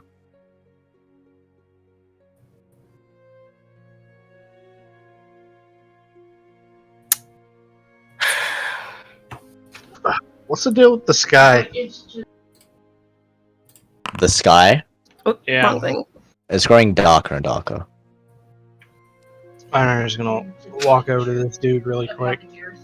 He's gonna like casually walk over here since he kind of wants to like not be seen by the old captain and wave him over. And I head on over. But what's Candy doing at the meantime? I'll say the like fast pacing kind of does begin to slow a bit. The breathing is still like sharp and pointed, and she kind of like shuts her eyes very tightly and just is kind of nodding her head a bit, agreeing with the stuff that he's saying. And just kind of mutters, most to herself, but also to him. It's just like, Not like them. I'm not. I can do this, right? I can do this. You got this. Okay. We got this. she'll come to a stop and just sit down on the ground. Sits on your shoulder. Kind of pressing her forehead into her palms, like her elbows on her knees. She kind of speaks to you, Marcus, and says, Sorry. No reason to apologize, Candy. There's a lot happening in there, and he once again looks in a random direction around Candy. He's got no idea where he is. He goes, by the way, thanks, Sil. I know you had a hand in that. He's a good friend, ain't he, Candy? I don't like him thanking me. It's weird. That does kind of get a laugh from her, a bit of a laugh from her. Yeah, my bestest friend. Marcus will just sit down next to Candy and goes, you know, Candy, as much as I know, like I said, I wanted to do the same. I really did. And I don't know what Sil was saying to you, but I'm glad you were able to restrain yourself, because I don't think you would have felt right in the long run if he had killed that man. Not like that, at least. Presses her lips tightly together at that. Doesn't say anything. But the thing is, besides that factor, really did bring up a good point, though, why she wanted us to stop. And there's a lot of other innocent people that man's responsible for getting rid of, and the only way we're going to be able to find those people and help them is we're going to need that son of a bitch alive.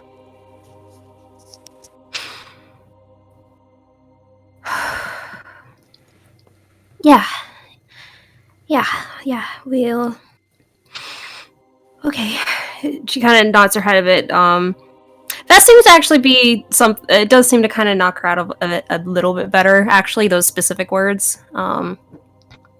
She nods her head. Yeah, we need him to help the others. That's right. And Marcus is just going to look around, make sure nobody's looking, and he's just going to lean into her and whisper, "That doesn't mean, though, we can't beat the living fuck out of him to get that information."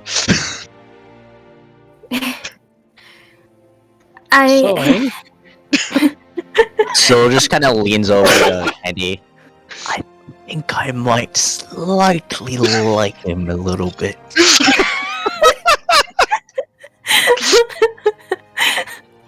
Life kind of quirks a bit at that.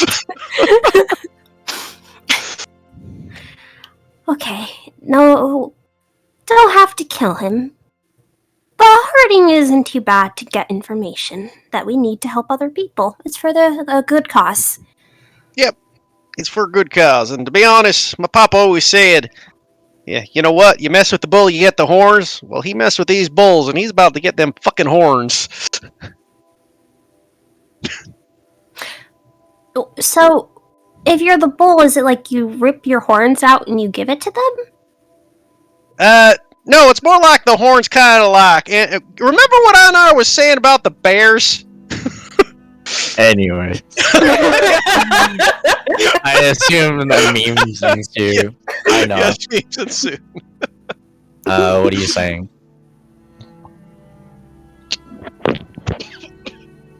Who, me?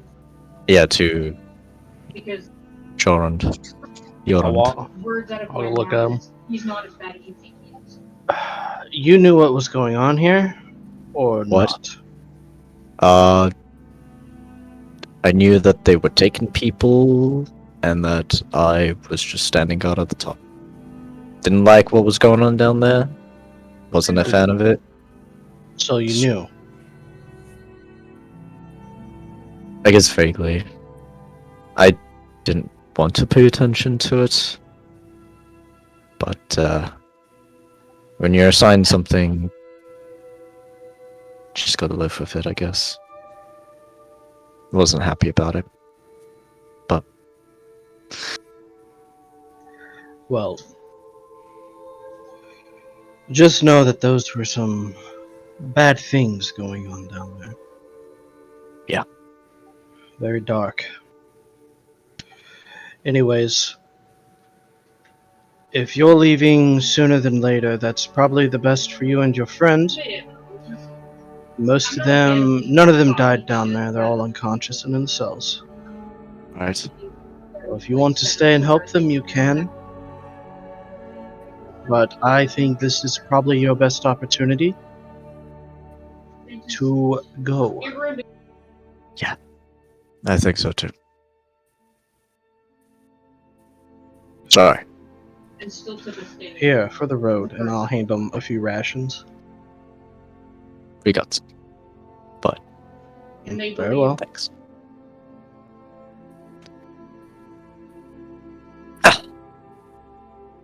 And we'll rejoin the others. Well, that was a fun time. Not really. We should probably get going. I mean, to be honest, there on our, we were talking to Aurelian. We were speaking that we kind of want to know what happened to those innocent people that sold off, and there's only one person that can honestly tell us that. You think he's really going to answer that question? I don't know. Pursue it. Well, we got a couple of options. We stay here with all these people, and things get really awkward.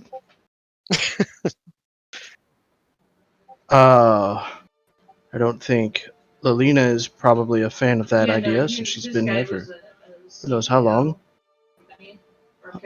We take him prisoner and bring him along with.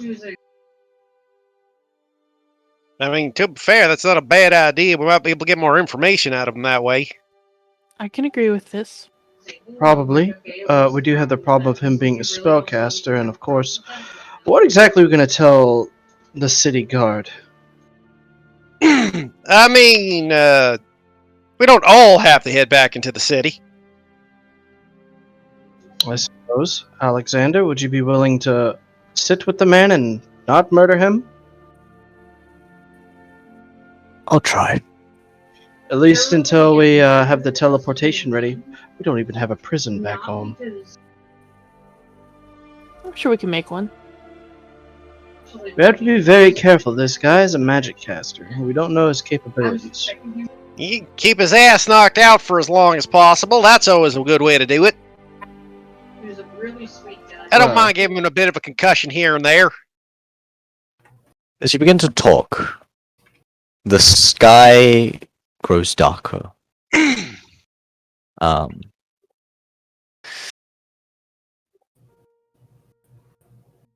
The sound of thunder echoes loudly throughout the air, and the air starts to feel tense, heavy.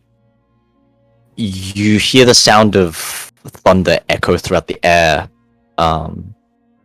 as a flash of light lights up. And suddenly before you, standing about at the edge, kind of like at the end right here, about 60, 80 feet away, you see a man, a hooded figure with a skull for a face, standing with his arms folded. It's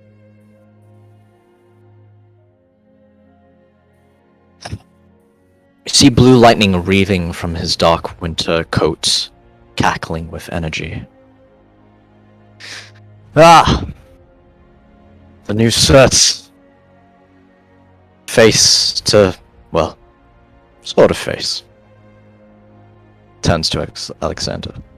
Now you and your conquest for your demigoddess has caused me to take a severe detour in regaining my full power, and that simply will not do. I vow. Alexander kind of steps up towards him. And you hear him say, as his voice kind of deepens with a little bit of a hint of anger, "My vow to my demigoddess will see that I will personally vanquish you myself." And he kind of starts to draw his sword. Alexander, isn't it wise? See the sparked, you see the figure kind of look over towards you all. Musing. You should take a page out of Sigram's book. And have more meaning to your words. Command actual, as thunder echoes throughout the air as he says that, presence. For now, let's see you. Let's see you get through with your ideal by dodging this. As his form lazily relaxes to one side as he points his finger towards Alexander. A bow manifesting in pure lightning energy as a beam of blue lightning suddenly strikes down from the sky, arcing through the figure and into Alexander. That is... let me see.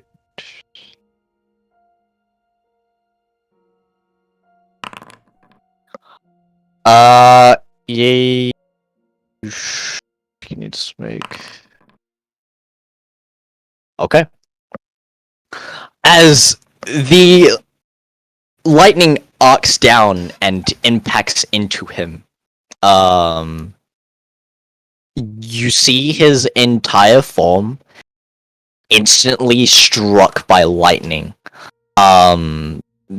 Just energy rippling as his you hear this like shortened cry of like yell of pain, almost instantly disappear as his entire form is vaporized in an instant.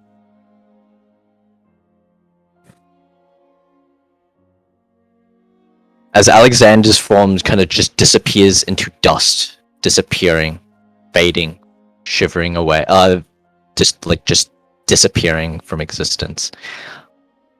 The figure kind of turns his head towards the rest of you all. Let that be a warning to the rest of you. Should take a page out of my book. Barely need a lift of my hand to vaporize you.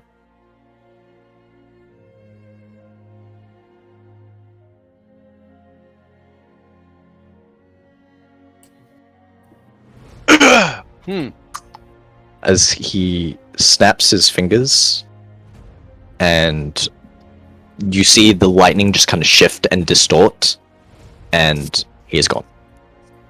Marcus kind of just looks at He where left before Alexander I could was. say something.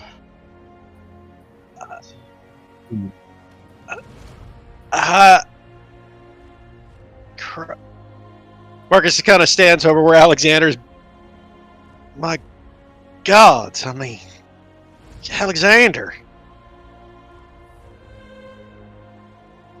Kenny walks over to where he was standing too. The hell was that? His power. If there's anything we can do about it, Can't hear what you're saying. You're breaking up, Nano. You're muffled. Oh, am I? Yeah. Oh, you're good now.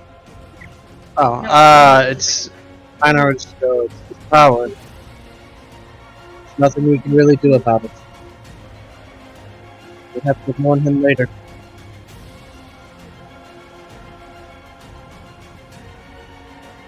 So the guy just disappeared, right? Mm-hmm. Marcus just looks over at Einar and like, warn him later? What are we do? What are we supposed to do at all there, Einar? I don't know. We'll have to wait until tomorrow to speak with Demira.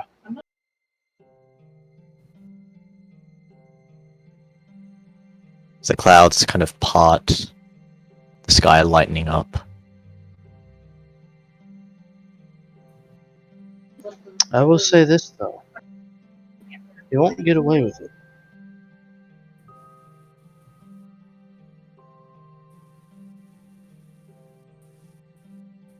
Is there just like a pile of ash now on the ground?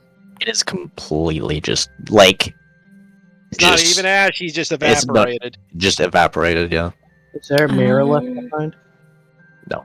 Yes, his mirror survived. Marcus, he made a fatal error in showing us some of his power. We know what he's capable of.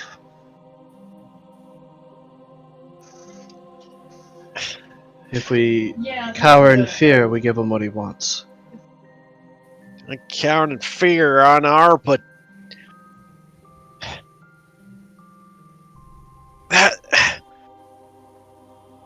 Alexander may have not been the best man I ever knew, but he was still a good man. He was. That son of a bitch! I mean... And Marcus is gonna, like, do a... and just kind of send some fire bolts into the stable over here. He just launches a few shots.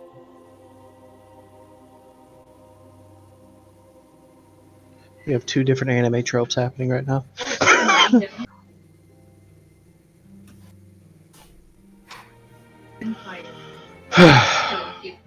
Is all of this normal?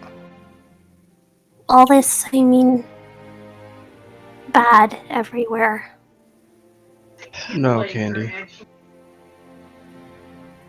But that seems to be all we ever come across. Was your time in Justice Landing bad? No. Well, then there's your answer.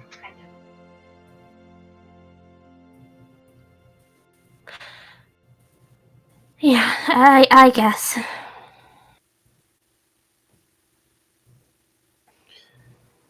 Just remember, it's those moments and times, those are the things that you want to defend and fight for.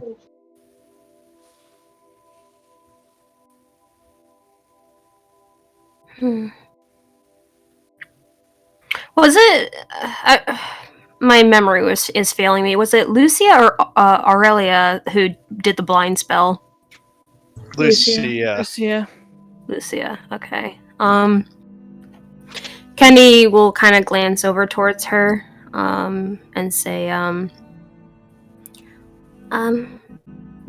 thanks for trying to stop me. Well, for stopping me.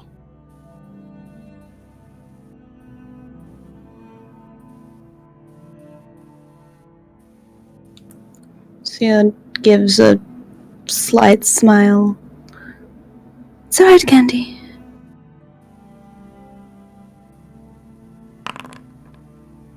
and Kenny will also look towards the girl who had been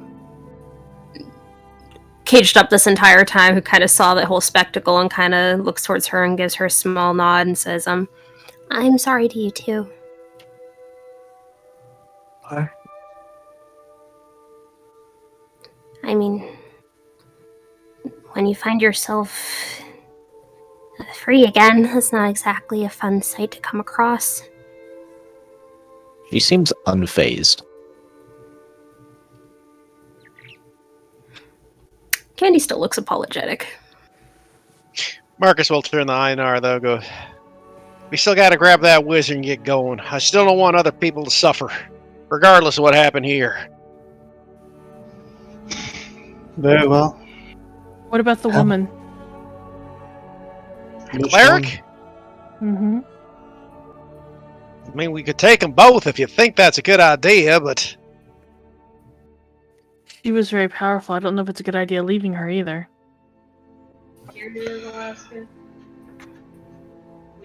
And she seems to have a strong hatred of you now. Well, I mean, I did give her a whooping. Keep in mind, more than one will be complicated. That figure who just appeared. That was an illusion. An illusion? Indeed. What do you mean, an illusion? He wasn't actually there. And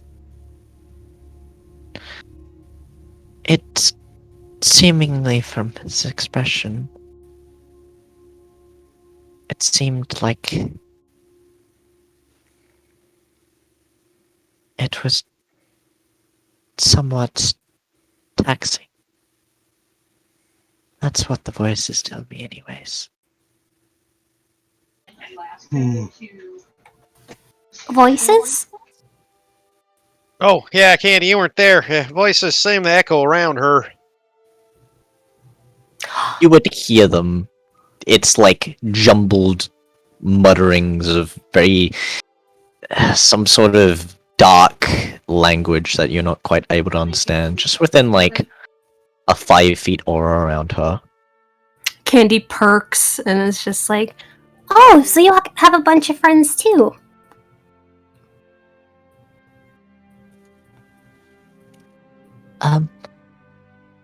I wouldn't call them friends. Oh. What are they then? It's hard to explain. Well, let's get the man and maybe the woman and let's go. We should be away from here. Agreed. Agreed.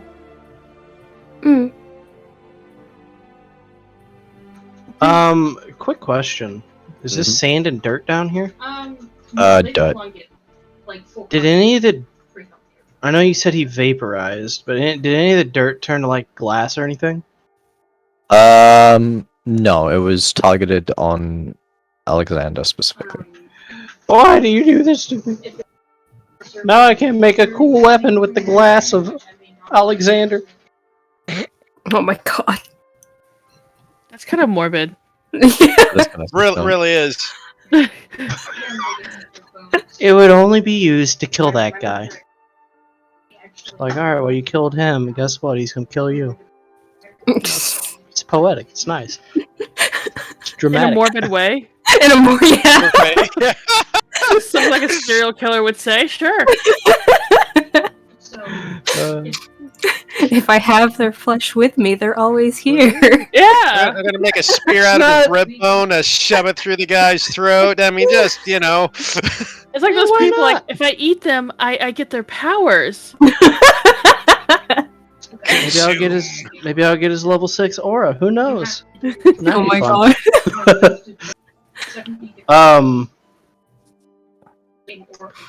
I guess what Einar would do while on the road is I got some iron ingots. I'm gonna use the iron ingots to make like closed fist things so they can't use somatic components. Yeah, closed fist gauntlets. Yeah. Yeah, and just put the connect them to manacles for both of them. Okay. It's best I can really do. Yeah, well then we can gag him and blindfold him technically too. We might as well go the full 9 yards here. Yeah, I was gonna say definitely want to blindfold them. We'll blindfold them, gag them, and put them in manacles that keep their fingers from moving. As well as take anything that would be basically, once again, we will strip them down to their skivvies to make sure they don't have any magical components or anything on them. So basically, we're turning him into a gimp. Yes. Yes, very much so. That's the only way you can deal with magic casters that they're captured. It's that or kill them. It's kind of your options. When D&D takes a kinky turn. Man, talk about like putting him in mittens, gagging, blinding. I mean, sensory deprivation. Putting him through the world naked. I mean, there's public humiliation. We gotta flog him too. Maybe. Candy, you'll walk behind them with a bell going shame. I never thought about it, but what you need for a fucking wizard caster is the gimp mask with the zipper and shit that you just zip them up and then you're good to go with them because they can't do anything. I assume gone. You get the one with the hoses in the nose. That way, if he's like not listening or trying to like fight against you, you just cut off the air, and then he just like blackouts, and then hey, look, there you go. You know more about gimp masks than I do, Zant, and that. I don't know that. I didn't know they were that specific. CSI episodes, man. Watched them as a kid, and that was actually an episode. Anyways, I assume you guys are gathering the 2 mages and leaving. Yeah. Okay. And we still got our horses just outside of here, so. Okay.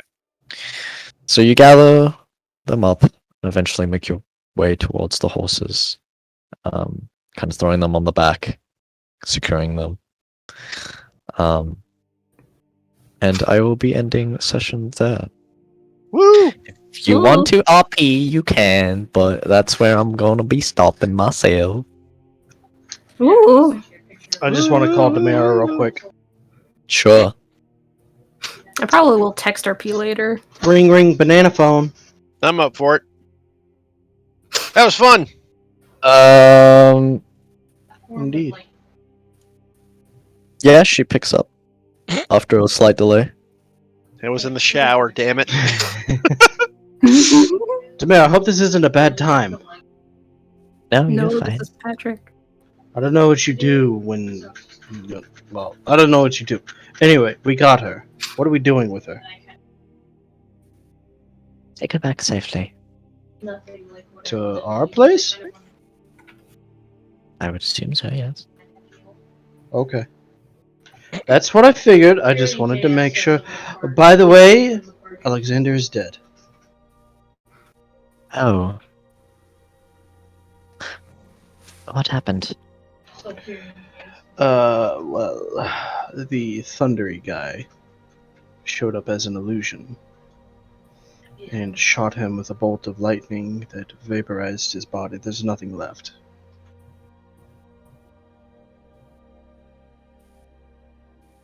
That is unfortunate.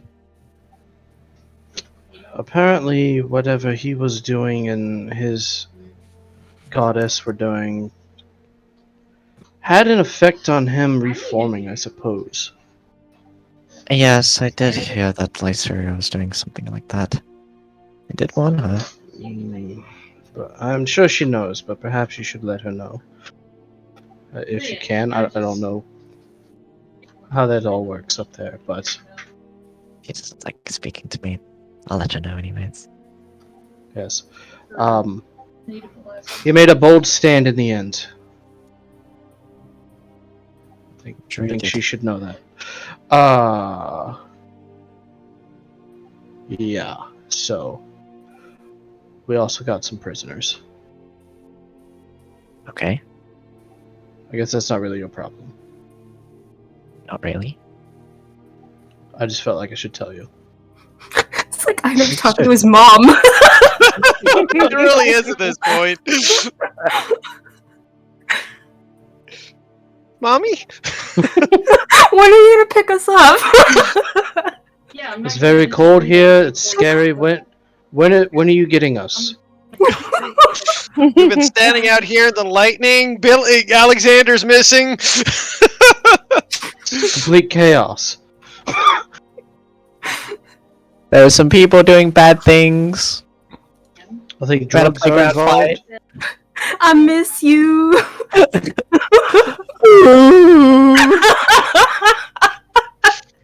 That reminds me of the video of the lady leaving the voicemail. Yes, Yeah, exactly. no, that's the video. And they have the race cars in it. I miss you.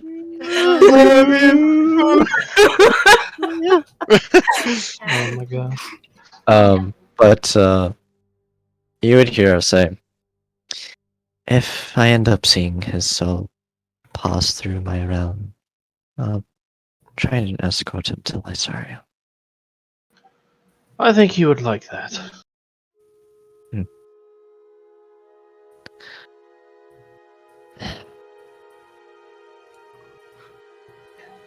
Anyway, we are going to head back to the city and get.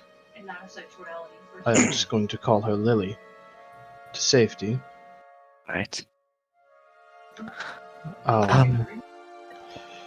Just Just be aware.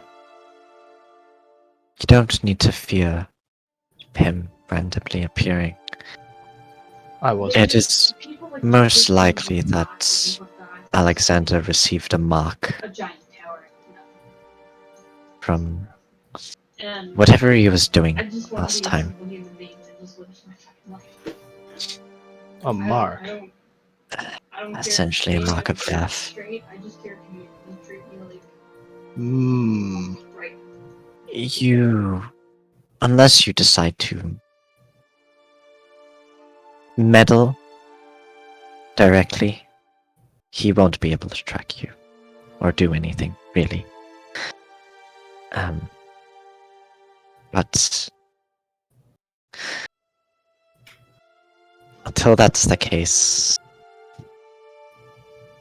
don't try to get involved. I don't think you're ready. You will have no arguments here. Right.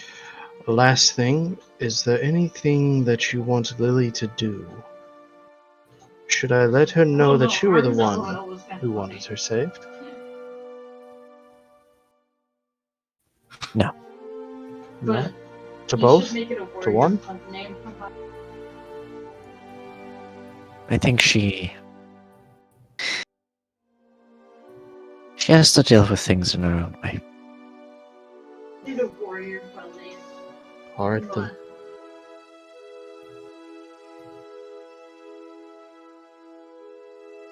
I assume that's just all? Yes.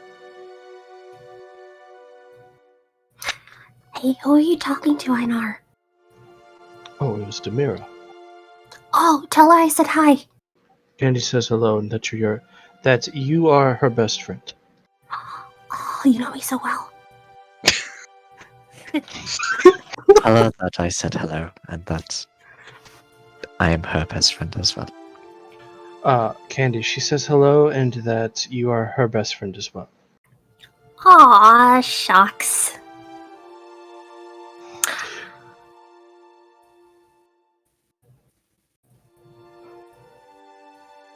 I don't know. By the way, do we have any way to send you something? Candy got a lot of cupcakes, and I think maybe you might like one. Ooh, cupcakes. Oh yeah, and tell we also have a lot of meats. Oh, yeah, we got a lot of meats, a lot of cupcakes. Few cheeses. Corn. You'll need to find a specific offering statue specifically dedicated to me. And then when you find one and place the offering, I will pick it up. Is that how that works? Okay. That's Not how really. it works. If I pay attention. Usually people just leave things on wherever, and if it's unattended or things might go missing randomly, I might retrieve it. But most offerings, unless the specific god or demigod is paying attention, we don't tend to take those things. But Oh, great Lord of blessing, please take this cupcake with extra frosting. I hope they're good. Yes. What flavor do you want? We got plenty. All of them. All of them. Got it. I will give her all of them. This that is all? when. Yes, that's all. Alright. This is when Lime Candy cuts. becomes a devout follower. Just walk up with the bag of holding, turn it inside out, just cupcakes start pouring. Think that's enough? I don't know! Get the other bag! I've gathered food for you, demigoddess of death. My best friend. My best friend. This is my best friend, Dad. You go to the statue. DoorDash here. Stick the food on there. Oh gosh. Oh, I will. There's actually also one more thing. As now, there's finally the chance to do so. Candy will look over towards Aurelia, and just kind of like, I guess, are we currently all walking right now? Yeah, you guys would be like, so. yeah, walking Okay. to the horses. Okay, she does like a little hop, pause, hop, pause, hop, pause, stand by Aurelia, and then just say, Hi. Thanks for trying to stop me down there. You're welcome. I too would have liked to have done what you wanted to do, but it wasn't right at the time. Later. Ice kind of perks a bit at that, and kind of nods her head in agreement. I realized we've been traveling for a while. We've never actually talked much before. Why is that? I think we've just been distracted by other things. Yeah, there's a lot of things going on. I can't. That makes sense. Yeah. Soundboard ready. Okay, we'll put out her hand then. Well, let's go for full-on greetings. Starting over then. Hi, I'm Candy. Aurelia will reach out, and I'm Aurelia. So, what kind of stuff do you do? Like, I saw a bit with the battle and stuff, but like, are you like a stabby stab? Like, what do you do? I'm a stabby stab. I mainly practice in fighting up close, usually from the shadows. Normally I do more assassination work, but So you're really apparently- sneaky. yes. Ooh. I'm really bad at that. Could you teach me? We can try. I am a great learner. Best student. That's what everyone who teaches me says. Maybe Don't we say can anything make still. you sneaky enough to catch up to Marcus. Sorry, say that again. Maybe we can make you sneaky enough to sneak up on Marcus. Ooh, that would be fun. Oh, wait, sorry. I realize I'm being rude. Here. This is... And she gestures to the empty air beside her. This is my best friend, Syl. Aurelia's gonna kind of blink, but look to the air. Hello, Syl. It's nice to meet you as well. Kenny looks at Syl expectantly. Blows a raspberry. He says hi. Oh, that's good. Roy is now questioning this group more. I promised to teach a crazy woman. What have I done? Like, Roy has been like, what the fuck is wrong with this group since, like, day one? The most probably relatable thing that's happened since Aurelia's joined this group is everybody wanting to kill the guy in the basement. Yeah. And now they're acting normal. Yeah. And it's over. Kenny just grins at her. It's just like, and if you ever want me to teach you anything, I'll be so happy to. I'm really good at, Hitting things. Yeah, hitting things. I'm strong. Yeah, I think so. Making friends. Yeah, I'm really good at making friends. Oh, I mean, I don't know. Writing stories. No, okay. This is Kicking the dirt. From Aurelia's point of view, Kenny's just randomly getting flustered. You said you're good at hitting things. Well, perhaps we could train together one day. Train right? Well, we just got back from a battle. Once we have rest, do you want to train? Yes, we can do so. That's gonna be so much fun. How do you train without killing each other? I've never done that before. Traditionally we used wooden swords in lieu of the sharp ones. I repeat my question. How do we do this without killing each other? We don't use full force. I'll show you when we have a moment. She's just like this owl-eyed blink. Right. Yeah. I'm sure I'll get it. I'm sure I could do that. Yeah. Less force? What? She's just like, what is this nonsense I am hearing? You can do that? You mean I like, you know how, like, in fencing, or when they're just practicing, it's hit and you stop? You don't go through with the thing. Candy's never heard of it. Yeah, Candy's still looking confused. It's like, it's not how we train. It was bash the skull in until he stopped moving. Oh my god, Aurelia's gonna expect her to understand and come home with bruises. Oh, Aurelia's gonna be lucky she come home with broken bones. We're gonna have to have our cleric Lucia on standby every time you train. I'm gonna be like, why did I do this to myself? I hate myself, I know it. Don't worry, Aurelia! The next one you'll dodge for sure! Brack! Oh, maybe not! Aurelia's gonna be like, we're playing a new game. It's hide and seek. And then she's gonna go invisible and, like, fuck off somewhere. Candy sucks at perception. And literally the only person that could keep up with that game is Marcus. Literally, all my stats, I suck at everything except hitting things. Classic barbarian. Yeah. Yeah, I can literally see Aurelia going, okay, now we're gonna work on you being able to see people who are stealthed. So I'm gonna disappear and you have to find me. And then she's like literally gonna like go back to her room and be like, oh god, I hurt. I'm gonna crawl to bed. 6 hours later, 6 hours later, Candy's like, well, she's really good. I mean, I love it when he was like, maybe we could teach you to sneak up on Marcus. Literally at this point, a natural 20 can't beat my passive perception with Candy, unfortunately.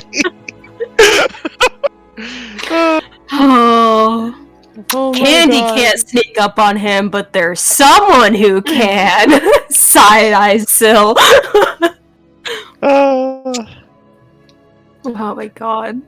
Poor Aurelia, she's trying so hard to be like friendly and helpful, and she's like just going to get herself into a big pit of just... Oh, by the way, there was one other thing Marcus wanted to do too, quick with Candy. Oh, sure. Before And I also, that's forget. the best way to make friends. Yeah. Marcus will walk up to Candy and kind of tap her on the shoulder as we're walking. But by the way, Candy, I did find something that you might be able to use.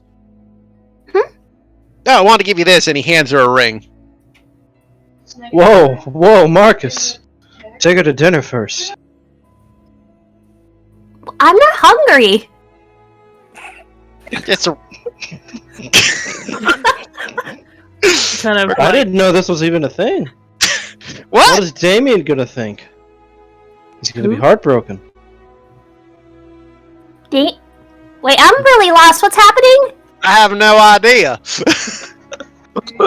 Marcus, should I call you Sir Steal Your Girl? Mark. Kind of squints at Marcus, like, suspiciously. Like, you're not in the human trade market, are you? What? What the heck are you talking about?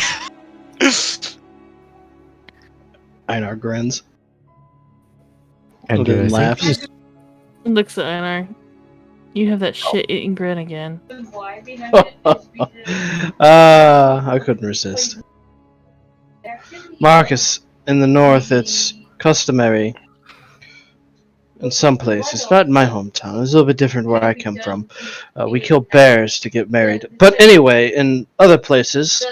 Is that before or after the honey in the asshole? What's married? That's before. Married is when you are super best friends, that you will never part from one another in life or death, for better or Eyes are worse. sparkling. Can I marry all of you guys? No. He's explaining it wrong. So how come we never got married? We've been best friends for so long. Face off. Einar Candy? grins again. Marriage actually is a little more complicated than that. No, it's not. Oh, please explain it to us, Marcus. What is marriage? Well, technically, it's usually what happens before your mommy and your daddy have you, but not always. Oh no! Kenny looks very like, oh no. Yeah, I can't. He explained it very badly. A marriage does not require that to succeed, though. If you're true super best friends, it'll work. I mean, it's true too. I mean, kind of depends on your cultural background, I suppose.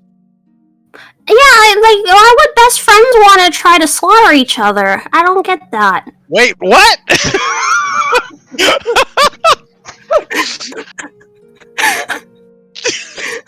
Candy, what did your parents do to you? And Huh? okay, marriage. Do you know what love is? Well, yeah, I'm not stupid. That thing. That's right. It's when two people love each other and they want to spend their entire lives together. I repeat my question, how come we've never gotten married then? So we've been my best friends in childhood! But it's a different sort of love. The love that you want to create children, you want to... Fuck. I'm not sure if that was the explanation or exploitation, right? I don't know what that was.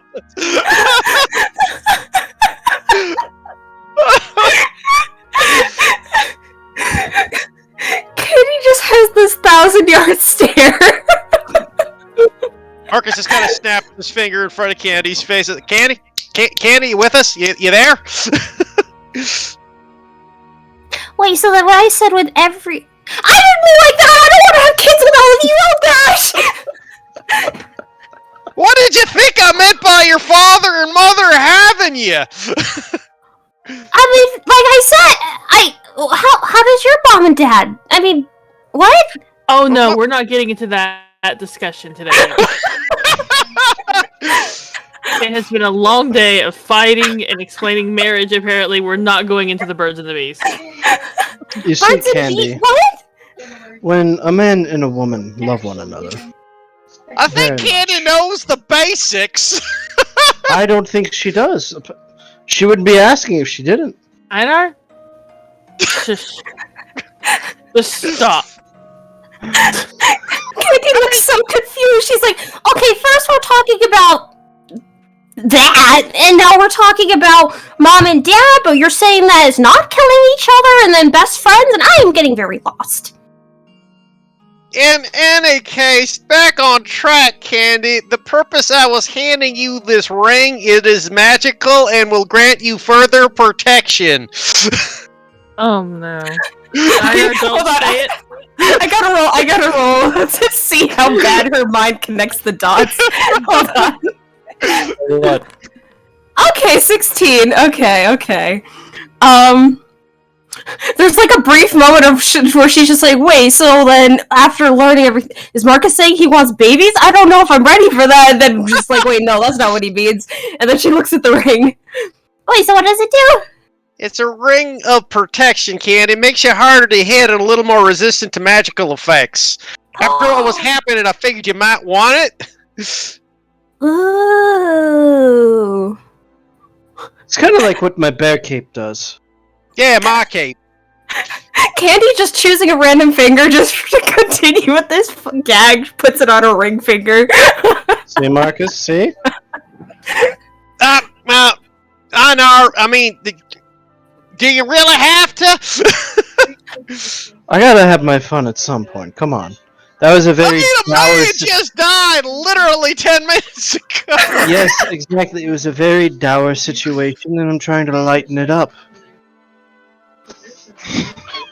Bad choice of words. Poor choice of word. Poor choice of wording, I know.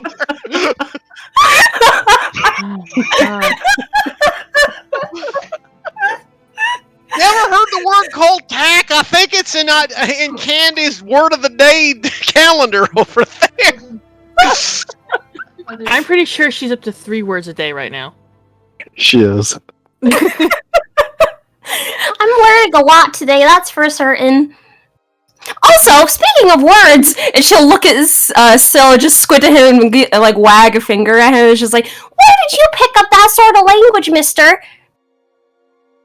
No, Noah. Yes, you have. Have you been reading while I've been sleeping? No. I am going to have to dispose of certain books. I'm not going to be able to find the words, but I'll dispose of them if I have to.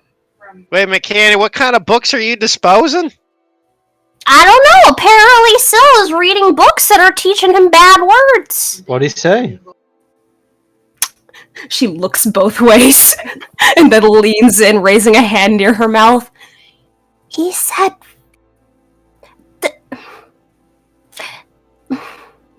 the F word. What, friend? I say that word all the time. No, fuck. I mean, shoot. Oh! You just said it, Candy. You know, and some I think you know, there's languages where that just means seal, right? It does? Oh yeah. Like, seal the animal? Yeah. Folk means seal. Folk. Hook. Yeah, means seal. Fuck. Just means What a is cute going on? Just means a cute baby seal. It's funny because that is actually true. Fuck in French is just seal. Every kid in school when they learn that just goes around class going fuck. Like,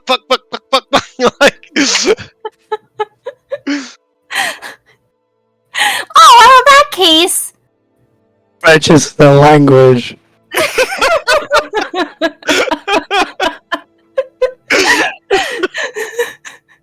Oh boy.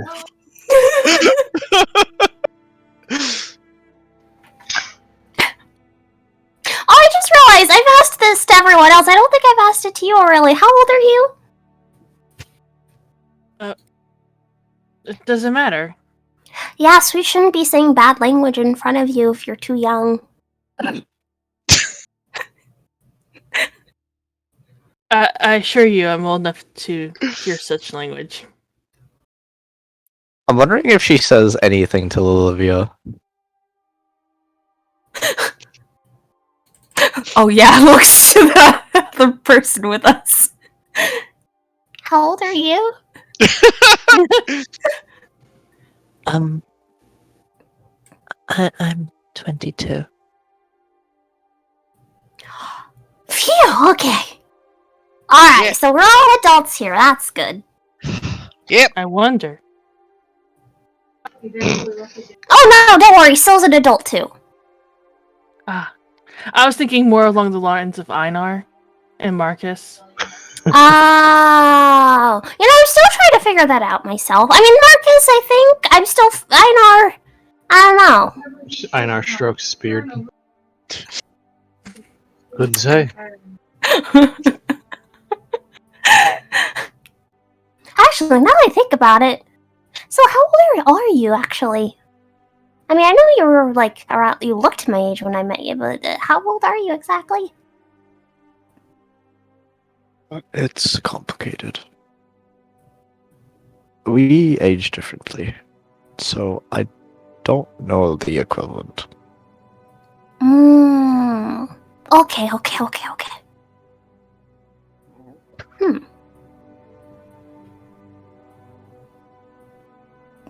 She's just contemplating now.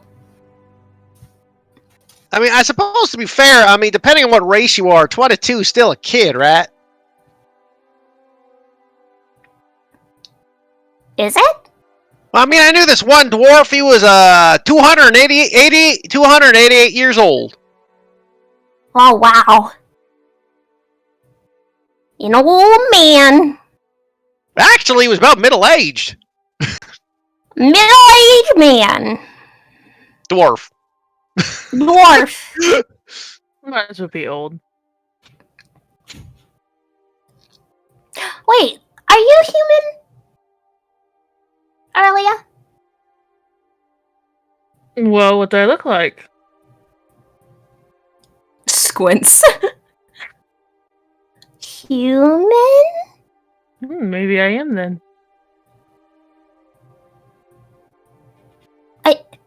Is this a puzzle? I'm not good at puzzles.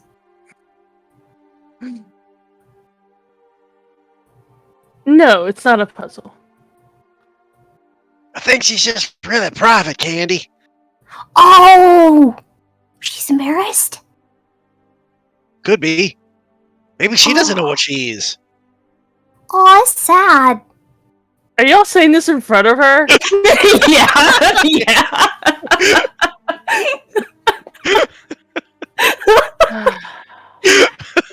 Nope, I've hit my limit today. I'm going to go and walk towards town. You forgot your horse! It would have been enough time that you guys got your horses. I know. Just was like walk towards town. You forgot your horse! Oh my god. Jesus. All right, her patience is like almost out for what she does have. I was like, maybe I should have helped the wizard stab them. I'm not sure anymore. Maybe it wasn't a bad idea. Maybe got a little bit of frustration out. Tiny bit. Fun session. The torture is going to be so much more. She's like, sorry, I've got a lot of stuff to work out. I'm going to make you wear this like little skull outfit and paint your face green just to work out some certain aggression. Also, again, like turns to the wizard. You're going to put these gloves and make your hand glow and kind of slick your hair back, and this will be fine. She starts.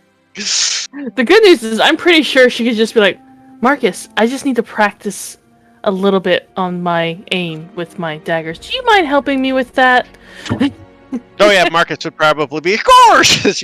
Just stand right there. Just right there. Got this. Activates pit trap.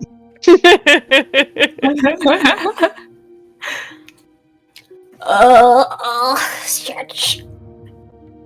Well, that was quite the fun and insanity there. Yeah, that was fun. It was. Now, hopefully, next time I will be more awake. Hey. clearly the best philosopher. Yeah, you guys are trying to, have a good, meaningful conversation with a tried and true Chimeran. I was like, this is interesting. And then it turns out he's a bad person. Dun dun dun. Should have killed him. I mean, part of me is like, boy, this would be so much